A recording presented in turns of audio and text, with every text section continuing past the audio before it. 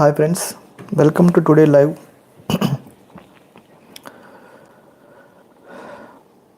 నేను గత 2 రోజుల ఎలక్షన్ కమిషన్ ఆఫ్ ఇండియా చేస్తున్న అక్రమాలపైన, అరాచకాలపైన, వాళ్ళు చేయాల్సిన రిఫార్మ్స్ చేయకుండా ప్రజెంట్ సెంట్రల్ గవర్నమెంట్లో ఉన్నటువంటి బీజేపీ పార్టీకి ఏ విధంగా సపోర్ట్ చేస్తున్నారు అనే దాని మీద కొన్ని వీడియోస్ చేశాను. చాలా మంచి రెస్పాన్స్ వచ్చింది. So at the same time, being Indian, కాన్స్టిట్యూషన్ని గౌరవించే ఒక పౌరుడిగా నా వంతుగా నేను ఒక సైంటిఫిక్ టెంపర్తో ఆలోచిస్తూ దేశానికి ఉపయోగపడాలి అనే ఒక నినాదంతో ముందుకెళ్తున్నాను. అయితే ఈ వీడియోలో మొన్న ఏదైతే జరిగిందో, సండే రోజు ఢిల్లీలో election commission of India press meet పెట్టింది. ఇతని పేరు జ్ఞానేష్ కుమార్, సిఈసి అంటే chief election commissioner of India. Election commission మొత్తానికి ఈయన హెడ్. ఈయన ఎవరు అపాయింట్ చేశారయ్యా అంటే అమిత్ షా, నరేంద్ర మోడీ. ఓకే, అంతకుముందు ఉన్న ప్రాసెస్ మొత్తాన్ని తొంగలో దొక్కి వాళ్ళకి ఎవరైతే కావాలో వాళ్ళని ఏరి కోరి తెచ్చుకొని వేసుకున్నారు. అందుకే ఈయన వాదం మొత్తం బీజేపీకి సపోర్ట్గా ఆర్ఎస్ఎస్ కార్యకర్తలాగా ఉంది. ఓకే, అయితే ఇప్పుడు విషయానికి వస్తే, ఈయన ఎందుకు ఈ విధంగా మాట్లాడుతున్నాడు? ఒక మొత్తం ఇండియాకి ఎలక్షన్ కమిషన్ లాగా వ్యవహరించాల్సిన మనిషి ఒక బీజేపీ కార్యకర్తలాగా, బీజేపీ స్క్రిప్ట్ చదివే మనిషిలాగా ఎందుకు మారాడు? ఒక ఐఏఎస్ చదివి పెద్ద పెద్ద పోస్టులు అనుభవించి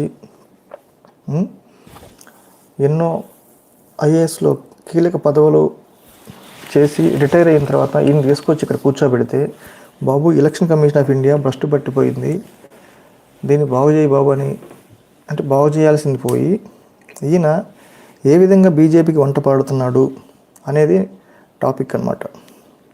మీరు చూసుకుంటే ఎలక్షన్ కమిషన్ ఆఫ్ ఇండియా పెట్టిన ప్రెస్ మీట్లో క్వశ్చన్స్ 1 by 1 తీసుకోవాలా. ఒక 5 క్వశ్చన్ తీసుకునేది, అందులో 2 క్వశ్చన్స్ ఆన్సర్ చెప్పేది, మిగతా 3 స్కిప్ చేసేది. అది వాళ్ళు చేసింది ఆ రోజు. మీరు గమనించారో లేదో, చాలామంది జర్నలిస్టులు పాపం అడిగారు క్వశ్చన్స్.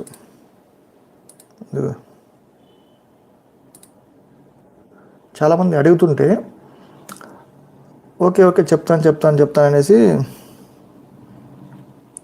మధ్యలో ఏం చేశాడంటే ఒక 5 క్వశ్చన్లు తీసుకుంటాడు. అందులో వాళ్ళకి నచ్చిన రెండు క్వశ్చన్స్కి ఆన్సర్ చెప్తాడు, మిగతా వాటికి స్కిప్. అంటే క్వశ్చన్ నచ్చకపోతే ఆన్సర్ చెప్పడు.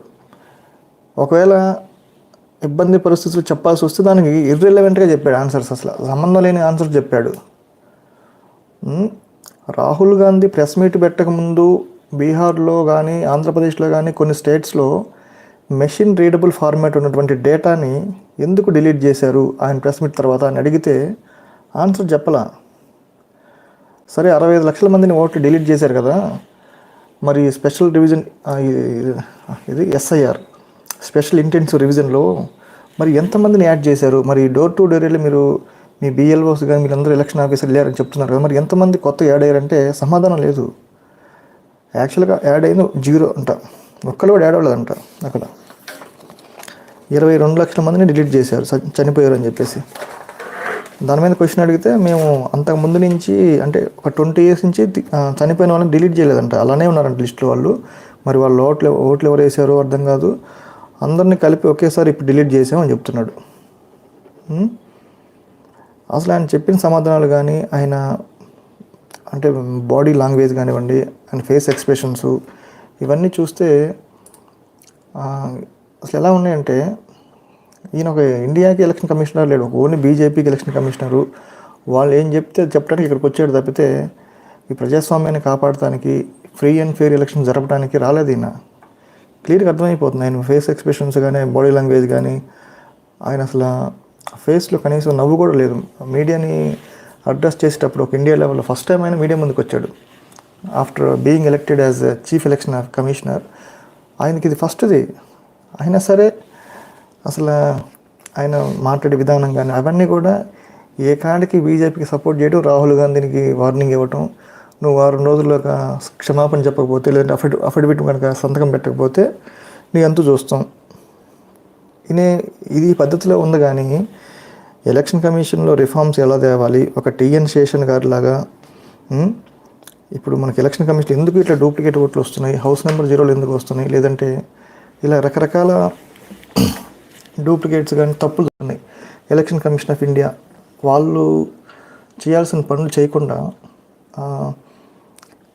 రూలింగ్ పార్టీకి సపోర్ట్ చేసుకుంటూ, అంటే ఒక కాన్స్టిట్యూషన్ బాడీ అయినప్పటికీ వాళ్ళు తెలుసుకుంటే ఎవరైనా డిస్మిస్ చేయొచ్చు. అంటే ఎలక్షన్ టైంలో వాళ్ళు తెలుసుకుంటే ఒక సీఎం లేదు, పీఎం లేదు, ఎవరినైనా అరెస్ట్ చేయొచ్చు, లోపల పెట్టచ్చు, అంత పవర్ ఉంటుంది వాళ్ళకి. అయినా సరే దాన్ని వాడకుండా వాళ్ళకి ఇష్టమైనట్టు బీజేపీకి సపోర్ట్ చేసుకుంటూ ప్రజాస్వామ్యాన్ని తొంగలు దొక్కుంటూ వెళ్తున్నారు. పాపం వాళ్ళు ముగ్గురు ఇద్దరున్నారు చూసారు. వాళ్ళిద్దరు డమ్మీనే, మొత్తం ఇద్దరే మాట్లాడు. వాళ్ళిద్దరు కనీసం ఒక క్వశ్చన్ కూడా ఆన్సర్ చెప్పలే. వాళ్ళు కూడా ఎలక్షన్ కమిషనర్లే కదా వాళ్ళిద్దరు కూడా.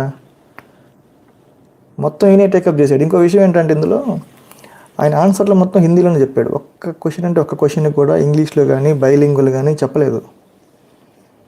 ఇక్కడే అర్థమైపోతుంది ఆయన ఎవరిని సపోర్ట్ చేస్తున్నాడు అనేది. ఇప్పుడు రిపోర్టర్స్ ఉంటారు, సౌత్ ఇండియా వాళ్ళు ఉంటారు, కేరళ నుంచి, ఆంధ్ర నుంచి ఎవడు పోలేదు అనుకో, అది వేరే విషయం. ఆంధ్ర తెలంగాణ నుంచి ఎవడు పోయి ఉన్నాడు.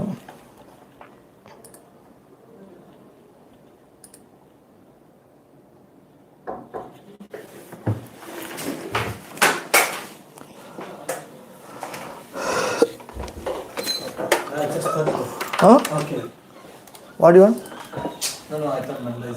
లేదు సార్, ఇప్పుడు ఆయన ఈరోజు ఢిల్లీకి వెళ్ళాడు, కార్ లేదని. ఓకే.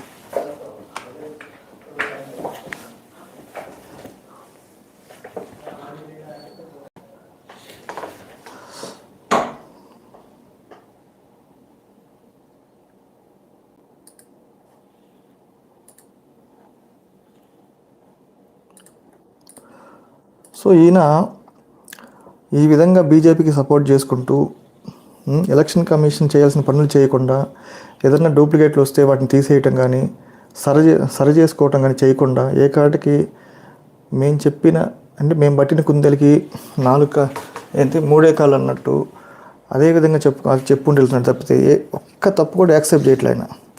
హౌస్ నెంబర్ 0 ఎందుకు ఉన్నాయంటే దానికి ఏదో సపోర్ట్ చేసుకునే సమాధానం చెప్పాడు. మున్సిపాలిటీ వాళ్ళు, పంచాయతీ వాళ్ళు అంట వీళ్ళకి హౌస్ నెంబర్ ఇవ్వలేదంట, అందుకని 0 పెట్టాం డిఫాల్ట్గా అని చెప్తున్నాడు. ఫాదర్ నెంబర్ ABCDFG ఎందుకున్నాయి, దానికి సమాధానం చెప్పడు.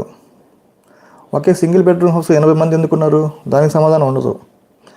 అంటే పిన్ టు పాయింట్ చెప్పలేదు. ఇప్పుడు రాహుల్ గాంధీ గారు క్లియర్ కట్గా పవర్ పాయింట్ ప్రెజెంట్లో చెప్పారు ప్రతి పాయింట్. మొత్తం వీళ్ళు 5 రకాలుగా ఓట్లు దొంగతనం చేశారని చెప్పారు. మరి ఒక్కొక్క పాయింట్కి విడివిడిగా చెప్పచ్చు కదా, నేను చెప్పలేదు. విడివిడిగా చెప్పకుండా ఆయనకి నచ్చిన అసలు క్వశ్చన్స్ కూడా వాళ్ళు ఎవరిని అడగమంటే వాళ్ళే అడగాలండి. క్వశ్చన్స్ ఎవరి పాటికి వాళ్ళు వేసి అడగడానికి లేదు. వాళ్ళు పలానా వ్యక్తి క్వశ్చన్ అడగాలంటే వాళ్ళు అడుగుతారు, నెంబర్ చెప్తారు, ఆ నెంబర్లో అడగాలి. ఇట్లా నెంబర్లు ఉంటాయి, ఇదిగో ఈ నెంబర్లు ఉన్నాయి కదా, ఆ నెంబర్ చెప్తే ఆ నెంబర్లు అడగాలి, లేదంటే లేదు. వాళ్ళు ఎవరికైతే ఇష్టం ఉందో వాళ్ళు అడగాలి. అందులో కూడా చాలామంది సిన్సియర్గా అడిగారు క్వశ్చన్స్, చాలా డేర్ చేసి అడిగారు క్వశ్చన్స్. అంత మంచి క్వశ్చన్కి ఆన్సర్ చెప్పకుండా వాళ్ళకి ఇష్టమైన క్వశ్చన్కి ఆన్సర్ చెప్పాడు. 5 క్వశ్చన్స్ ఒకేసారి తీసుకు, ఇదేమన్నా షేర్ ఖాన్ మగధీరలో షేర్ ఖానా, ఒక్కొక్కటి కాదు షేర్ ఖాన్ 100 క్వశ్చన్లు అడుగు అన్నట్టుగా ఒక్కొక్కటి 5 క్వశ్చన్లు అడుగు అని చెప్పాడు. 5 క్వశ్చన్లు ఒకసారి అడగ, నువ్వేమన్నా కంప్యూటర్ గుర్తుపెట్టుకుని చెప్పడానికి, నాకు అర్థం కాదు. ఇప్పుడు ఈయన ఏమన్నా కంప్యూటరా, 5 క్వశ్చన్లు అడిగితే ఎవడు ఏ క్వశ్చన్ అడిగి అర్థం కాదు. ఒక్కొక్కటి మళ్ళీ 2-3 క్వశ్చన్లు అడుగుతున్నాడు. మళ్ళీ అందులో part A, part B, part C లాగా ఒక్కొక్కడు 5-6 క్వశ్చన్లు అడుగుతున్నాడు. అట్లా 5 అడుగుతున్నారు. 5 అడిగితే అందులో ఆయనకి ఇష్టమైన క్వశ్చన్ మాత్రం ఆన్సర్ చెప్తాడు, మిగతా వాటికి చెప్పడు అనమాట. అట్లా చేశాడు ఈయన అసలు.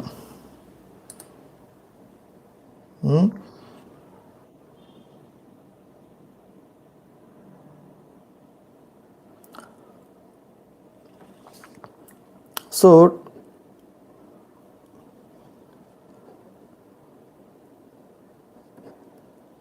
ఎలక్షన్ కమిషన్లో ఎలాంటి రిఫార్మ్స్ కావాలి అనేది పాయింట్. ఇప్పుడు ఎలక్షన్ కమిషన్ ఇంతమంది నుంచి క్రిటిసిజము అన్నీ ఎదుర్కొంటుంది కదా, మరి ఎందుకు ఈయన ఓటర్ కార్డుని ఆధార్ కార్డుతో లింక్ చేయట్లేదు? First question. సెకండ్ క్వశ్చన్, ఎందుకు ఇతను బయోమెట్రిక్ ఓటింగ్కి వెళ్ళట్లేదు?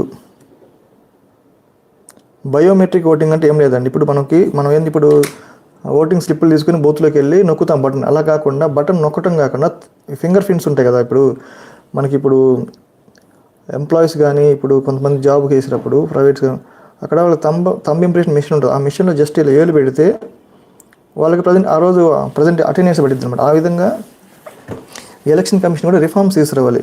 మన బటన్ అక్కడికి వెళ్ళి పోలింగ్ బూత్లో ఒక బటన్ నొక్కే విధంగా కాకుండా తంబు పెట్టే విధంగా రావాలి. తంబు పెట్టినట్టుగా అయితే ఆటోమేటిక్గా బయోమెట్రిక్ తీసుకొని సెంట్రల్ లెవెల్లో లింక్ అవ్వటం వల్ల ఆటోమేటిక్గా మన ఓటు పడాలి. మనం అక్కడ పోలింగ్ బూత్కి వెళ్ళి ఓటు వేస్తేనే ఓటు పడే విధంగా ఉండాలి. అలాంటి రిఫార్మ్స్ తీసుకురావాలి కదా ఈ పెద్ద మనుషులు. పెద్ద పెద్ద చదువులు చదువుకుని ఐఏఎస్ ఐపీఎస్ చదువుకుని అక్కడికి వెళ్తారు కదా. ఐపీఎస్ కాదులే, ఐఏఎస్లు అందరూ ఐఏఎస్లే ఉంటారు మ్యాక్సిమం. వీళ్ళందరూ సీనియర్ ఐఏఎస్లు, రిటైర్డ్ ఐఏఎస్లు ఉంటారు. ఈయన రిటైర్డ్ ఐఏఎస్ పర్సన్. అయితే అలాంటి రిఫార్మ్స్ ఏమి తీసుకురాకుండా ఈ కాటికి రాహుల్ గాంధీ తప్పు, వాళ్ళు చేసినంత నిరాధారం, ఆధారాలు లేవంటే నువ్వు వీడియో సీసీటీవీ వీడియో ఏమంటే ఇచ్చావు? మరి సీసీటీవీ ఫుటేజ్ ఇవ్వమంటే ఇచ్చారా? అదేమంటే మన అమ్మలు, మన అక్కలు, మన వాళ్ళందరూ వీడియోలు ఇవ్వమంటారా అంటున్నారు. మరి లోకేష్కి ఎవరు ఇచ్చారండి ఆ వీడియో? లోకేష్కి ఆ వీడియో ఎవరు ఇచ్చారు? పల్నాడు జిల్లాలో ఒక పోలింగ్ బూత్లో పిన్నెల్లి రామకృష్ణారెడ్డి అనే ఒక ఎమ్మెల్యే కంటెస్టెంట్ వెళ్ళి పోలింగ్ బూత్ లోపలికి వెళ్ళి పగలగొట్టాడు. అది ఎలక్షన్ కమిషన్ అండర్లో ఉండే వెబ్కాస్టింగ్. కానీ ఆ వీడియో రికార్డింగ్ అనేది లోకేష్కి ఎవరు ఇచ్చారు? లోకేష్ ట్విట్టర్ అకౌంట్ ఎలా పరిచయం అయింది? అది ఎలా వచ్చింది? ముఖేష్ కుమార్ మీనా గారు ఆ రోజు సీఈఓ ఉన్నాడు ఏపీకి. మరి ఆయన ఏమైనా సమాధానం చెప్తాడా? ఇప్పుడు చెప్పడు. ఇప్పుడు మీరేమంటున్నారు? ఆ డేటా ఎలా ఇస్తాం, అదంతా చాలా మన ఆడవాళ్ళు, మన తల్లులు, మన చెల్లెళ్ళు, మన అక్కలు ఉన్నారు కదా, అందులో ఆ వీడియోలో అవన్నీ ఇస్తే జైసానికి ప్రమాదం అంటున్నావు కదా. మరి లోకేష్కి ఆ వీడియో ఎవరు ఇచ్చారు? దొంగతనం చేశాడు లోకేష్ ఏమన్నా అక్కడి నుంచి? మరి చేసి అసలు మీద కేసు ఏది? మీ దగ్గర నుంచి వీడియో దొంగతనం చేసినందుకు అతని మీద కేసు ఏమన్నా పెట్టారా? అసలు ఏమన్నా ఎంక్వైరీ చేశారా? ఆ వీడియో ఆయనకి ఎలా వచ్చింది? ఎలక్షన్ కమిషన్ ఎవరైనా ఆయనకి హెల్ప్ చేశారా? ముఖేష్ కుమార్ మీరు లాంటి వాళ్ళని హెల్ప్ చేశారా అని అడిగారా? ఏమీ లేదు. మీకు ఇష్టమైన వాళ్ళకి సపోర్ట్ చేసుకుంటూ, మీకు ఇష్టం లేని వాళ్ళ మీద కేసులు పెట్టుకుంటూ, ఆంక్షలు విధించుకుంటూ వెళ్తున్నారండి. ఇదండి మీరు చేసే పని. నిజంగా ఇండియాలో పుట్టినందుకు మొట్టమొదటిసారి చాలా బాధపడ్డాండి ఈ ఎలక్షన్ 2024 ఎలక్షన్ చూసిన తర్వాత. అసలు ఏంటి ఇండియాలో వ్యవస్థలన్నీ ఇట్లా ఎంత అసలు పాలకపక్షం చేతిలో ఒక కీలు బొమ్మల్లాగా మారినాయి కదా. ఇవన్నీ చూస్తుంటే నిజంగా చాలా జాలేసింది. ఇంకా మారుద్దేమో ఇంకా మారుతుందేమో చూస్తుంటే రాజీవ్ కుమార్ పోయాడు. రాజీవ్ కుమార్ పోయినాక ఈయన వచ్చాడు, ముఖేష్ కుమార్. ఏం పేరేంటి? జ్ఞానేష్ కుమార్ అంటే ఈయన. అందరు నార్త్ ఇండియన్సే. సౌత్ ఇండియా వాళ్ళు వస్తే అప్పుడు బయటపడింది ఒక టీఎన్ శేషన్ ఎట్లా అల్లాడిచ్చాడు ఒక్కొక్కడిని. సీఎం లేదు పిఎం ఎవడైనా సరే గడగడలాడించాడు. అలాంటి రిఫార్మ్ తీసుకురావాలా?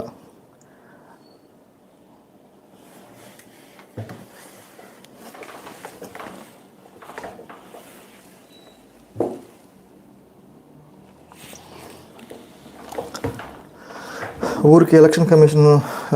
ఇంకోటి విషయం ఏంటంటే, ఇప్పుడు ఎలక్షన్ కమిషన్ అంటే ఎలాంటి నిర్ణయం తీసుకున్నా వాళ్ళని ప్రాసిక్యూట్ చేసే అధికారం ఎవరికి లేదు, సుప్రీంకోర్టుకు కూడా లేదంట. అలాంటి మార్పులు వాళ్ళు చేశారు ఆ యాక్ట్లో. చీఫ్ ఎలక్షన్ కమిషన్ యాక్ట్ అని ఒకటి ఉంటుంది. ఆ యాక్ట్ని మొత్తం మార్చేసి వీళ్ళు ఏం చేశారంటే, ఇప్పుడు సిఈసి కానీ వాళ్ళు నిర్ణయాలు తీసుకుంటారు కదా. ఫర్ ఎగ్జాంపుల్ ఈరోజు ఉంది ఎస్ఐఆర్ అనేది అమలు చేశారు, అందులో అవకతవకలు జరిగినాయి. అయినా సరే వీళ్ళ మీద యాక్షన్ తీసుకోలేము, ఎందుకంటే చట్టం అలా వేశారు. వీళ్ళు చట్టంలో మార్పులు తీసుకొచ్చి వీళ్ళ మీద ఎలాంటి యాక్షన్ తీసుకోకుండా ఉండే విధంగా నరేంద్ర మోడీ తెచ్చాడు చట్టాలు. అందుకని వీళ్ళు చెలరేగిపోతున్నారు. ఇప్పుడు మీడియాకి భయం లేదు, ప్రజలంటే భయం లేదు, ఎవరంటే భయం లేదు. ఎందుకంటే వాళ్ళని ఎవరు ఏం చేయలేరని ఒక అండ వాళ్ళకు ఉంది కదా ఆ యాక్ట్ రూపంలో. అందుకని వాళ్ళు చెప్పిందే వేదం అనుకుంటున్నారు. ఇప్పుడు ఇది ఎంతవరకు సాగుద్దంటే, ప్రజా ఉద్యమం జరిగి ప్రజలందరూ తిరగబడి ఇక మళ్ళీ మన ఇండియా మరో ఒక సిరియా లాగానో మరి ఆఫ్రికాలో కొన్ని కంట్రీస్ ఉంటాయి. ఆ విధంగా అంటే చేసేదాకా తెచ్చుకుంటున్నారనమాట. ఏం లేదు ఇక విజయ్ మైండ్. దీనికి పరిష్కారం ఉందండి. ఏం పరిష్కారం అంటే, ఫస్ట్ ఆఫ్ ఆల్ ఓట్ అనేది ఆధార్ కార్డుతో లింక్ చేయాలి. ఓటర్ ఐడి చేసినప్పుడు ఈ హౌస్ నెంబర్ 0లు, ఫాదర్ నేమ్ ABCDFGలు, ఒకే బిల్డింగ్లో 100 మంది ఉంటాం, ఇలాంటివన్నీ పోతాయి. ఫస్ట్ ఆఫ్ ఆల్ పోయిన తర్వాత, ఎందుకంటే ఆధార్ నెంబర్ అనేది యూనిక్గా ఉంటుంది, 12 అంకెలు ఉంటాయి. 12 అంకెల నెంబర్ కాబట్టి అది అన్నీ యూనిక్గానే ఉంటాయి, ఎవరికి మ్యాచ్ అవ్వదన్నమాట. సో అన్నీ డూప్లికేట్లు అన్నీ డిలీట్ అయిపోతాయి. ఇప్పుడు ఒక అతను ఉన్నాడు, ఏదో శ్రీవాస్తవ్ అని ఒక బెంగళూరులో, అతను బెంగళూరులో ఓటు ఉంది, మహారాష్ట్రలో ఓటు ఉంది, యూపీలో ఓటు ఉంది, మళ్ళీ ఇంకా 4-3 స్టేట్లో ఉన్నాయి. అట్లా ఇంకొంతమందికి ఒకే స్టేట్లో 5-6 బూతుల్లో ఉన్నాయి. ఇలాంటి వాళ్ళందరినీ ఏరేయాలంటే ఫస్ట్ ఆధార్ కార్డు తోటి ఓటర్ ఐడి లింక్ చేయాలండి. లింక్ చేసిన తర్వాత బయోమెట్రిక్ ఓటింగ్ పెట్టాలి. జాగ్రత్తగా వినండి. బయోమెట్రిక్ ఓటింగ్ అంటే ఇప్పుడు మన ఆఫీసుల్లో తంపు పెట్టగానే అటెండెన్స్ పట్టింది కదా, అది ఆ విధంగా మనం వెళ్ళి పోలింగ్ బూత్లోకి వెళ్ళి బటన్ నొక్కే విధంగా కాకుండా తంబ్ పెట్టాలి. అంటే ఫింగర్ ప్రింట్స్ ఏదో ఒకటి ఫింగర్ ప్రింట్ పెట్టినప్పుడు ఆల్రెడీ డేటాబేస్లో మనకి మ్యాచ్ అయి ఉంటుంది కాబట్టి ఇంతకుముందే వాళ్ళు ఓటర్ కార్డుకి ఈ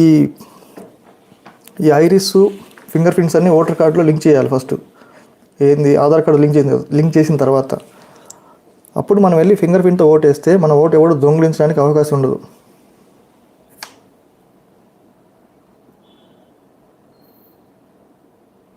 అర్థమైందండి? ఆ విధంగా ఇలాంటి పరిష్కారాలను చూపించుకోండి. ఈ పెద్ద మనిషి ఊరికే వచ్చి వాళ్ళు చెప్పినంత రాంగు, మేము చెప్పినంత కరెక్టు, మా ఓటర్ లిస్ట్ కరెక్టు అని అంటున్నాడు. మరి ఎలక్ట్రానిక్ ఫామ్ డేటా ఎందుకు ఇవ్వట్లేదండి మీరు? ఎలక్ట్రానిక్ ఫామ్ డేటా అంటే మెషిన్ రీడబుల్ ఫార్మాట్ ఉన్న డేటాని ఎందుకు ఇవ్వట్లేదు? అదేమంటే సుప్రీంకోర్టు 2019 ఒక జడ్జిమెంట్ ఇచ్చింది, ఇది దేశ భద్రతకి ముప్పు వాటిల్లుతుంది అని చెప్పి సమాధానం చెప్పాడు. మరి అలాంటప్పుడు సుప్రీంకోర్టు నిన్న అంతకుముందు 65 లక్షల మంది ఎందుకు తీసేశారు చెప్పండి మాకు రీజన్స్ అంటే, మాకు చెప్పాలని ఎక్కడ రూల్ లేదు అని చెప్పాడు. మరి సుప్రీంకోర్టు అంత గౌరవించే వాళ్ళైతే మీరు మరి ఆ మాట ఎందుకు అన్నారండి? Being a citizen of India, you have to obey supreme court law. Supreme court what ever the supreme court said you have to obey.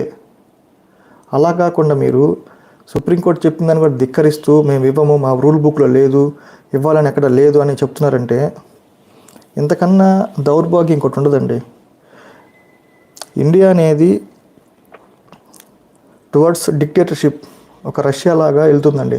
రష్యాలో ఏంటంటే పేరుకే ఉంటుంది ప్రజాస్వామ్యం, కానీ అక్కడ ప్రజాస్వామ్యం చచ్చిపోయి ఆల్రెడీ 10 years అయిపోతుంది, 10-15 years అయింది. ఎందుకో చెప్పమంటారా? రష్యాలో పుతిన్ అనే మనిషి మనం చిన్నప్పటి నుంచి పుతినే ఉన్నాడు, అవునా కదా? రష్యా ప్రెసిడెంట్ ఎవరై అంటే వ్లాదిమిర్ పుతిన్. ఎప్పటి నుంచి? ఇది ఆల్మోస్ట్ 20-25 years నుంచి సేమ్ అదే నేమ్ వింటున్నాం. ఎందుకు వింటున్నామంటే అతను ఏం చేశాడంటే ప్రతిపక్షం అనే మనిషే లేకుండా చేశాడు. ప్రతిపక్షం ఉన్న వాళ్ళని ఎవడన్నా గట్టిగా మాట్లాడారు, వాళ్ళని చంపేశాడు, లేదని జైల్లో పెట్టాడు, లేదని చంపేశాడు. ఆ విధంగా ఈ నరేంద్ర మోడీ కూడా చేస్తున్నాడు, చేయబోతున్నాడు కూడా.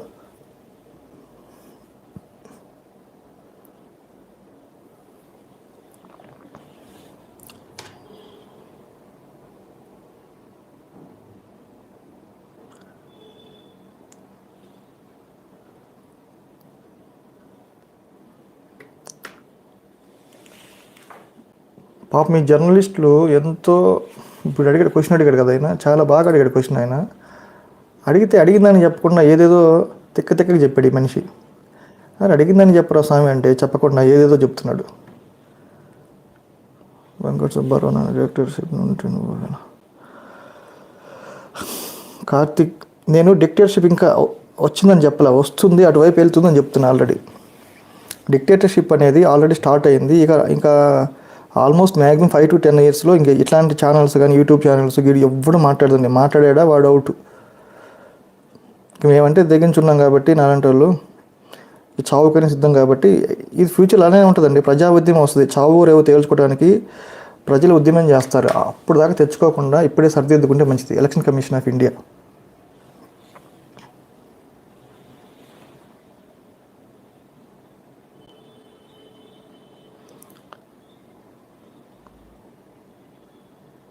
రంగప్రసాద్ హాయ్ అండి.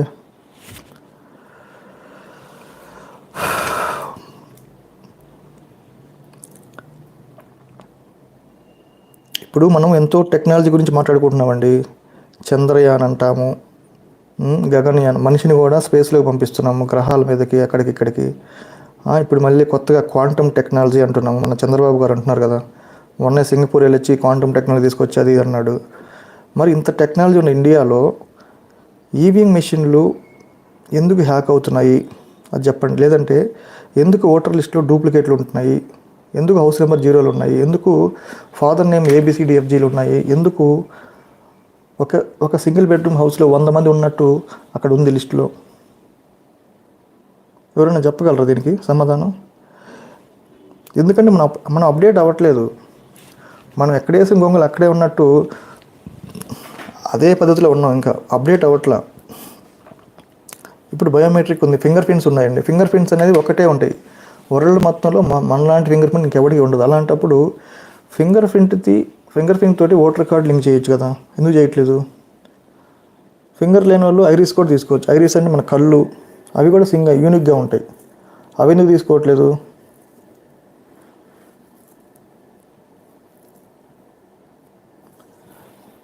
శ్రీను పొల్లిపల్లి శ్రీ, నేను ఒక కామన్ మ్యాన్ని, నేను ఒక ఇండియన్ని, నేను ఒక కాన్స్టిట్యూషన్ గౌరవించే ఒక మనిషిని.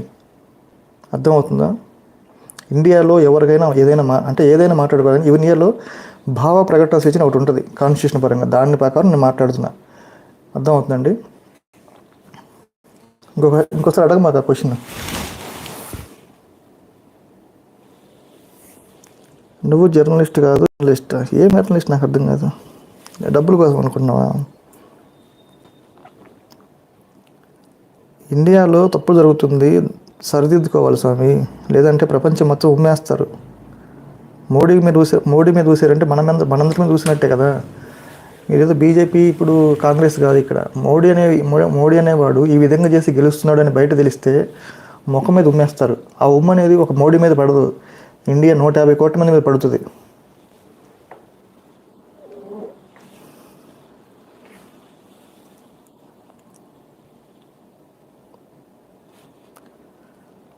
విదేశీ అక్రమ వలసల దొంగ ఓట్స్ సంగతి ఏంటి? ఏరేయండి, మొత్తం ఏర్పడేయండి. మీరు చేయాల్సింది అదే కదా. ఇప్పుడు ఇండియాలో బతికిన వాళ్ళని కూడా చచ్చిపోయినట్టు చూపించడం, లెక్కల్లో సచిన వాళ్ళని బతికినట్టు చూపించడం, హౌస్ నెంబర్ 0లు, ఫాదర్ నేమ్ ABCDFG ఇలాంటివి రాకుండా ఏదైనా చెయ్యండి, నిరూపించండి దాన్ని.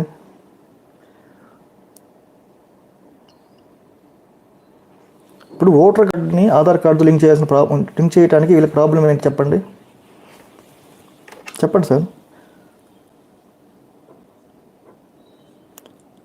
సరే, ఓటర్ కార్డు ఆధార్ కార్డు కాకపోయినా కనీసం బయోమెట్రిక్ లింక్ చేయొచ్చు కదా. బయోమెట్రిక్ చేయొచ్చు, ఐరిస్ చేయొచ్చు, ఇంకా చాలా టెక్నాలజీ. ఇప్పుడు మనం ఏదో అనుకుంటున్నాం క్వాంటమ్ టెక్నాలజీ అని, ఆర్టిఫిషియల్ ఇంటెలిజెన్స్ అని చెప్పేసి రకరకాలుగా మాట్లాడుతున్నాం. చంద్రుడి మీదకి పంపించామన్నగా చంద్రయాన్ 3 విజయవంతం అయింది. మళ్ళీ గగనయానికి ప్రయత్నిస్తున్నాం.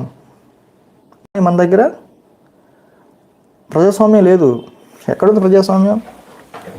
ఇప్పుడు నువ్వు ఒకటి ఓటు వేసావు స్వామి, ఆ ఓటు నువ్వు అనుకున్న ఓటుకే పడిందా లేదా నీ దగ్గర గ్యారంటీ ఉందా ఇండియాలో?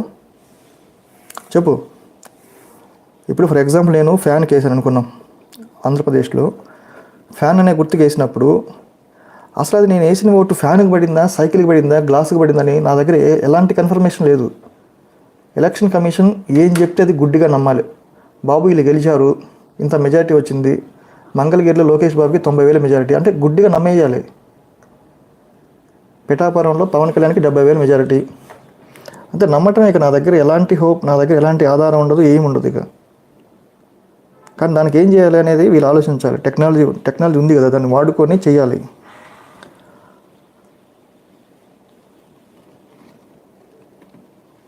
మనకేం స్లిప్ రాదండి, మనకి స్లిప్ వస్తుంది కదా అండి. స్లిప్ వస్తుంది, వీవీప్యాట్లో స్లిప్ వస్తుంది, అది అక్కడే పడుతుంది, లోపల పడుతుంది. కానీ వీళ్ళు ఎలక్షన్ రిజల్ట్ ఇచ్చేటప్పుడు ఆ వీవీప్యాట్ స్లిప్కి ఈవీఎంలో వచ్చిన ఓట్లకి లెక్క వేయమంటే ఎవరు లెక్క ఇట్లా. Suppose for example Balineni Srinivas గారు ఒంగోలులో వేసాడండి, ఒక 4-5 బూత్లు వేసాడు, డబ్బులు కట్టి ఒక్కోదానికి 50,000 కట్టి, బాబు ఇక్కడ లెక్క పెట్టండి, నాకు డౌట్గా ఉంది, ఎందుకంటే ఆ ఊర్లో అందరూ మాకు ఓటేసని చెప్తున్నారు, కానీ ఇక్కడ కౌంటింగ్ అప్పుడు చూస్తే మాకేం ఓట్లు తక్కువ వచ్చాయి, ఒకసారి లెక్క పెట్టండి అని చెప్పి డబ్బులు కట్టాడు. 50,000 కట్టాడు ఒక్కోదానికి, 47,200 ఒక్కోదానికి. అట్లా 5 బూత్లు కట్టాడు, 5-6 కట్టాడు, 5-10 కట్టాడు. కట్టితే లెక్క పెట్టలేదండి. లెక్క పెట్టుకుంటే నేను మాక్ పోలింగ్ చేస్తూ ఉంటాను. మాక్ పోలింగ్ అంటే ఇంకో కొత్త మిషన్ తీసుకొచ్చి, ఇంకో వేరే మిషన్ తీసుకొచ్చి ఒక 10 మందిని తీసి లైన్లో పెట్టి ఓట్లు వేయండి, కరెక్ట్గా ఉండి మేము చెక్ అట్లా చేస్తామని చెప్పారు. కానీ చేయాల్సిందేంటి, వీవీప్యాట్ స్లిప్పులకి ఈవీఎంలో వచ్చిన ఓటుకి సరిపోల్చాలి. మరి దానికి అసలు వీవీప్యాట్ స్లిప్పులు పెడతానికి అసలు మీనింగ్ ఏంది అసలు నాకు అర్థం కాదు. ఇప్పుడు అదే మనకు కనపడినా సరే అక్కడ వాళ్ళు ఏదో చేస్తున్నారు, గ్యాంబ్లింగ్ చేస్తున్నారు ఈవీఎంలు అనేది డౌట్. ఇప్పుడు కార్తీక్ చిరుతని ఎవడికి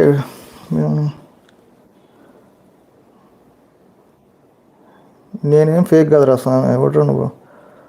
what about rigging by political leaders? అదేనండి, ఈ రిగ్గింగ్లు గిగ్గింగ్లు అన్నీ పోవాలి అంటే ప్రతి ఒక్కడు పోలింగ్ బూత్కి వెళ్ళి వాడి థంబ్ ఇంప్రెషన్ పెట్టినప్పుడే ఓటు పడాలి. రెండోసారి ఎవడైనా ఓటు వేయడానికి ట్రై చేస్తే ఆల్రెడీ వేశారు అని చెప్పేసి రావాలి. ఆ ట్రై చేసిన వాడికి 10 సంవత్సరాలు మినిమం భయంకరమైన శిక్ష పడాలి. నాన్ బెయిలబుల్ అఫెన్స్ అవ్వాలి. అది అలా రూల్స్ ఫ్రేమ్ చేయాలి. అవునా కదా? ఈ గణేష్ కుమార్ గారు అలాంటి రూల్స్ ఫ్రేమ్ చేయకుండా బీజేపీకి సపోర్ట్ చేసుకుంటూ రాహుల్ గాంధీని తిట్టుకుంటూ ఆయన ఏదో బయట పెట్టాడు, మీరు ఇచ్చిన డేటాలోంచి తీసి అని చెప్తున్నాడు. మీరు ఒకసారి వెరిఫై చేసుకొని, లేదు మేము వెరిఫై చేసాము, అలాంటి డేటా ఏం లేదు మా దగ్గర ఆయన చెప్పినంత అబద్ధం చెప్పకుండా, అసలు ఏమీ చెక్ చేయకుండా ఎక్కడ చేయకుండా ఆయన చెప్పినంత అబద్ధం అని ఒక మాట మాట్లాడితే నువ్వు ఒక రాజకీయ నాయకుడివా లేకపోతే ఏమన్నా ఐఏఎస్ చదువుకున్న ఒక మనిషివా? గణేష్ కుమార్ గారు, మిమ్మల్ని అడుగుతున్నాం.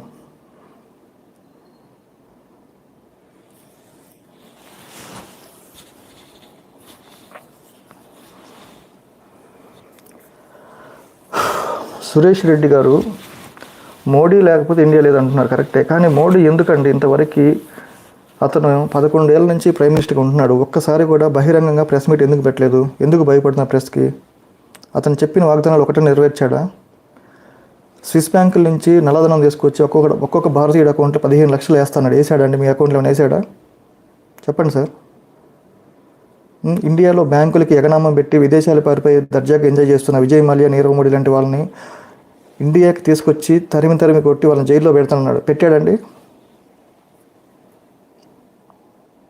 ఇండియాలో అన్ఎంప్లాయ్డ్ రేటు చాలా పెరిగిపోతుంది, తగ్గిస్తాను, 20 కోట్లు 30 కోట్లు ఏదో ఉద్యోగాలు ఇస్తాను, అది ఇది అన్నాడు. ఏమైనా చేశాడండి? మోడీ వచ్చినప్పుడు ఎంప్లాయ్మెంట్ రేట్ ఎంత, మోడీ వచ్చినప్పుడు అన్ఎంప్లాయ్మెంట్ రేట్ ఎంత, ఇప్పుడైనా అన్ఎంప్లాయ్మెంట్ రేట్ ఎంత పెరిగిందండి? మోడీ వచ్చినప్పుడు గ్యాస్ బిల్ ఎంత, ఇప్పుడు గ్యాస్ బిల్ ఎంత?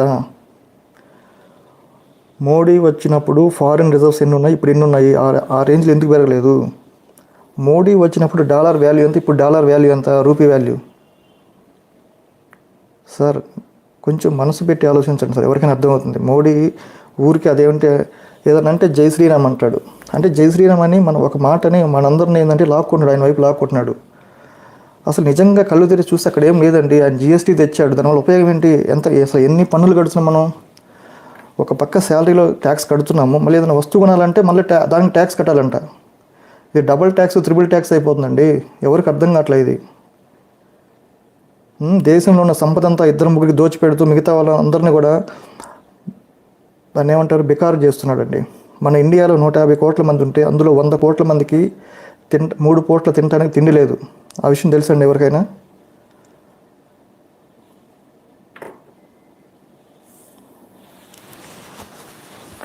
ఫారిన్ రిజర్వ్స్ అనేవి కరెక్టే పెరిగినాయి, కానీ ఏ రేంజ్లో పెరిగినాయి అంటున్నా? ఫారిన్ రిజర్వ్స్ అనేవి ఒక రేంజ్లో పెరుగుతూ ఉంటాయి, కానీ ఆ పెరిగే రేంజ్ తగ్గింది అంటున్నా. ఆ పెరిగే దాన్ని ఏమంటారు, ఆ రేట్ తగ్గింది. రేట్ ఆఫ్ ఇంక్రీజ్ అనేది ఒకటి ఉంటుంది కదా, అది తగ్గిందండి. మరి రూపీ వాల్యూ ఎందుకు తగ్గట్లేదండి? ఎందుకు 85, 86, 90 దగ్గరికి వెళ్ళిపోయింది? పెట్రోల్ వాల్యూ ఎందుకు తగ్గలేదండి? 107 రూపాయలకి ఎందుకు వెళ్ళింది? మోడీ వచ్చినప్పుడు 70, 80 ఉండింది, 70, 60 ఉండింది, 75 ఉండింది. ఇప్పుడు ఎందుకు 105, 110 అలా ఉందండి? తగ్గిలేడా? చెప్పండి సార్.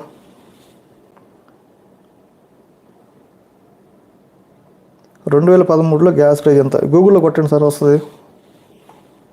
చూసి చెప్తాను మీకు, ఇప్పుడే లైవ్లో చెప్తా ఉండు. 2013లో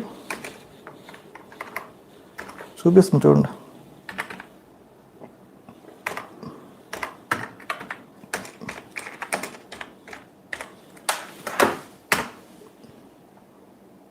చూడండి సార్, 414 రూపాయలు ఉందండి.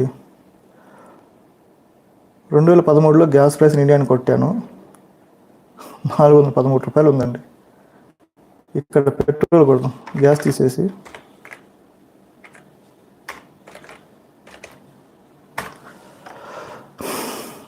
పెట్రోల్ 72 రూపాయలు ఉంది. ఇప్పుడు ఎంత? 107 రూపాయలు హైదరాబాద్లో. 107, 114 పవర్ అయితే. అసలు ఏంది చెప్పండి? మోడీ రావడం వల్ల పలానా జరిగింది ఇండియాకి అని చెప్పండి సార్. టెర్రర్ అటాక్ అని తగ్గినా, పుల్వామా అటాక్, పెహల్గామ్ ఎన్ని జరగలేదండి మన సోల్జర్స్ మీద? అసలు ఏది తగ్గింది చెప్పండి సార్, ఒక్కటి చెప్పండి, నాకు అర్థం కాదు. ఆయన అదేమంటే జై శ్రీరామ్ అంటాడు తప్పితే, అదేమంటే పాకిస్తాన్ మీద సర్జికల్ అటాక్ చేసాం, అది చేసాం అంటాడు తప్పితే, అసలు దేశంలో ఏం మెరుగైంది చెప్పండి సార్? అన్ఎంప్లాయ్మెంట్ ఏమైనా అన్ఎంప్లాయ్మెంట్ తగ్గిందండి? అన్ఎంప్లాయ్మెంట్ రేట్ ఏమన్నా?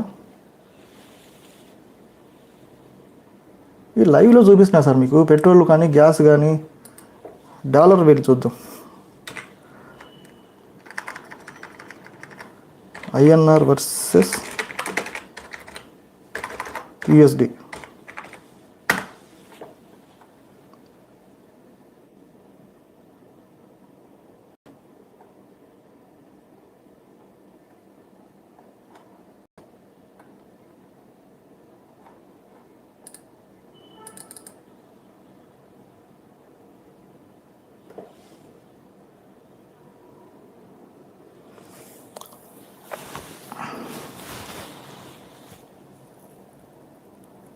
శాలరీ ఎంత, ఇప్పుడు ఎంత అంట శాలరీ?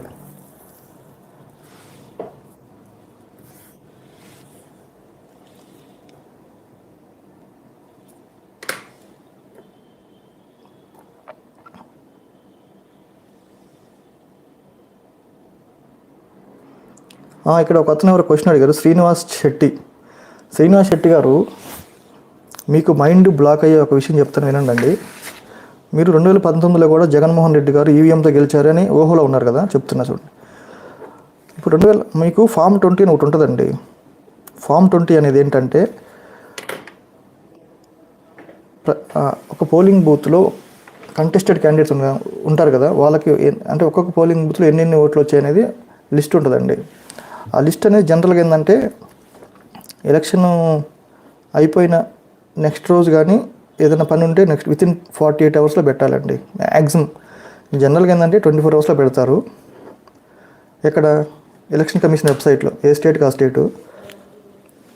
అయితే ఇక్కడ ఏపీలో 2024లో ఎన్ని రోజుల తర్వాత పెట్టారు మీకు ఐడియా ఉందండి? First of all, Srinivas Shetty గారు ఫామ్ 20 అనేది ఎందుకు అప్లోడ్ చేయలేదు ఇమీడియట్గా? తెలుసా ఆ విషయం మీకు? అసలు పక్కన రాష్ట్రం తమిళనాడులో వితిన్ 24 అవర్స్లో అప్లోడ్ చేశారండి. తమిళనాడుని కాదు, కర్ణాటక తీసుకో, ఏ స్టేట్ అని తీసుకో, వితిన్ మ్యాక్సిమం 48 అవర్స్లో అప్లోడ్ చేశారు. కానీ ఆంధ్రప్రదేశ్లో 108 రోజులు, లిటరల్గా మీరు అన్నది కరెక్టే అండి, 108 రోజులు, ఆల్మోస్ట్ మోర్ దాన్ 3 months తర్వాత వాళ్ళు అప్లోడ్ చేశారు. అది కూడా ఎప్పుడు అప్లోడ్ చేశారు తెలుసండి? ఏ విషయం బయట పెట్టి ఇది అప్లోడ్ చేశారు తెలుసా మీకు? నారా చంద్రబాబు నాయుడు గారు తిరుపతి లడ్డు అంటే తిరుపతి ప్రసాదంలో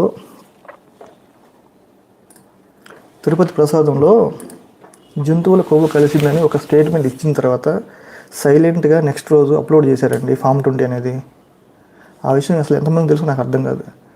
ఈ ఫామ్ 20 కోసం మేము 3 నెలలుగా, అంటే అప్పుడు ఆ టైంలో 2024లో 3 నెలల నుంచి ఎలక్షన్ కమిషన్ ఈమెయిల్స్, కాల్స్ చేస్తున్నా సరే వాళ్ళు రెస్పాన్స్ లేదు. సెంట్రల్ ఎలక్షన్ కమిషన్ అడిగితే స్టేట్ వాళ్ళని అడగమన్నారు. స్టేట్ వాళ్ళని అడిగితే అసలు రెస్పాన్స్ లేదు. వాళ్ళు ఎందుకు పెట్టట్లేదురా బాబు, అన్ని స్టేట్లో పెట్టారు, మీరు ఎందుకు పెట్టట్లేదు? మేము కంపేర్ చేసుకుంటాము, ఫామ్ 17కి ఫామ్ 20కి కంపేర్ చేసుకుంటాము. ఫామ్ 17 అనేది ఎలక్షన్ పోలింగ్ రోజు ఏజెంట్లకి ఇచ్చే ఫామ్ అండి, ఏజెంట్లకి ఇచ్చే ఫామ్ అనేది. ఆ ఫామ్కి ఈ ఫామ్ కంపేర్ చేసుకుంటే అర్థమైపోద్ది ఎన్ని ఓట్లు పడ్డాయి, ఏమైనా డిఫరెన్స్ ఉన్నాయి అనేది.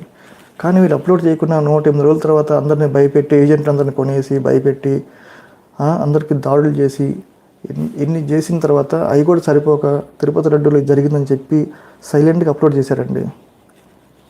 చాలామంది జర్నలిస్టులు అసలు దీని మీద ఎవరు కూడా మనసు పెట్టలేదు అనమాట.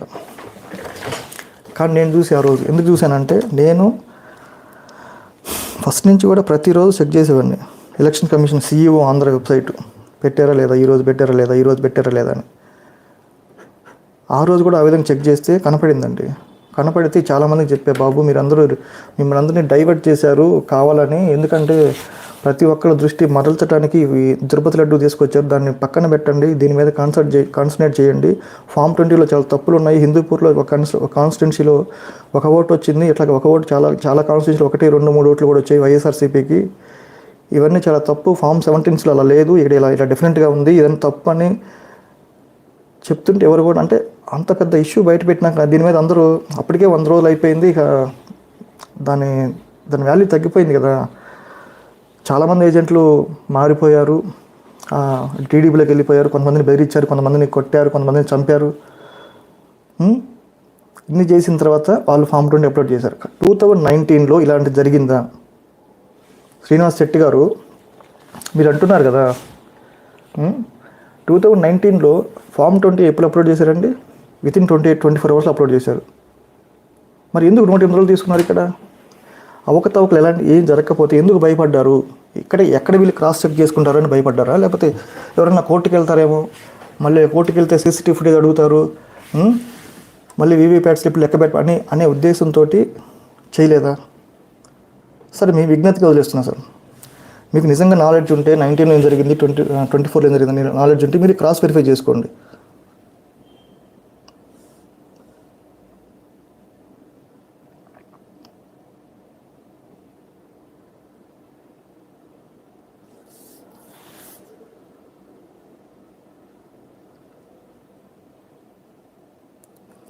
సురేష్ రెడ్డి మీరు ఎక్కడో బ్రెయిన్ వాష్ అయిపోయా. నేను ఏం చెప్పేది కూడా అదే సార్, మీ అందరినీ కూడా అదే చెప్తున్నా.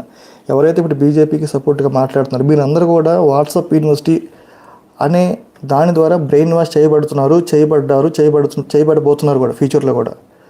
ఎందుకంటే లేనిపోని అసలు అన్ని కల్పితాలు కల్పించి వాళ్ళు రోజు ఏదో ఒక మెసేజ్ వాట్సాప్ యూనివర్సిటీలో పంపించటం, మీరందరూ దాన్ని నిజమని నమ్మటం. అదేమంటే ఎవరికైనా డౌట్ వస్తే జై శ్రీరామ్ అంటారు, అది మర్చిపోతారు అనమాట. అది వాళ్ళు చేస్తున్న ప్రాపగాండా.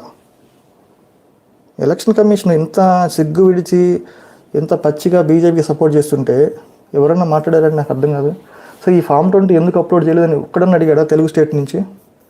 ఈ నికార్సన్ జర్నలిస్టు TV5, TV9, మహా టీవీ, ABN వీళ్ళంతా ఈటీవీ వాళ్ళు ఉంటారు కదా, పెద్ద పెద్ద జర్నలిస్టులు, అసలు ఎందుకు అక్కడికి వెళ్ళలేదండి? ఇక్కడ హైదరాబాద్ నుంచి ఢిల్లీకి అక్కడ ఎవరు లేరు వాళ్ళకి రిప్రజెంటేటివ్స్, ఎందుకు ఈ క్వశ్చన్స్ అడగలేదండి? ఫామ్ 20 ఎందుకు అప్లోడ్ చేయలేదు? 6 గంటల తర్వాత 12.5% ఎందుకు పెరిగింది ఆంధ్రప్రదేశ్లో? అసలు అంతమంది క్యూ లైన్లో ఉన్నారా? లేరు కదా. లేనప్పుడు అంత ఎలా పెరిగింది? ఈ క్వశ్చన్స్ ఎందుకు అడగలేదండి? How many companies are came in AP out 5 in AP, can you explain me?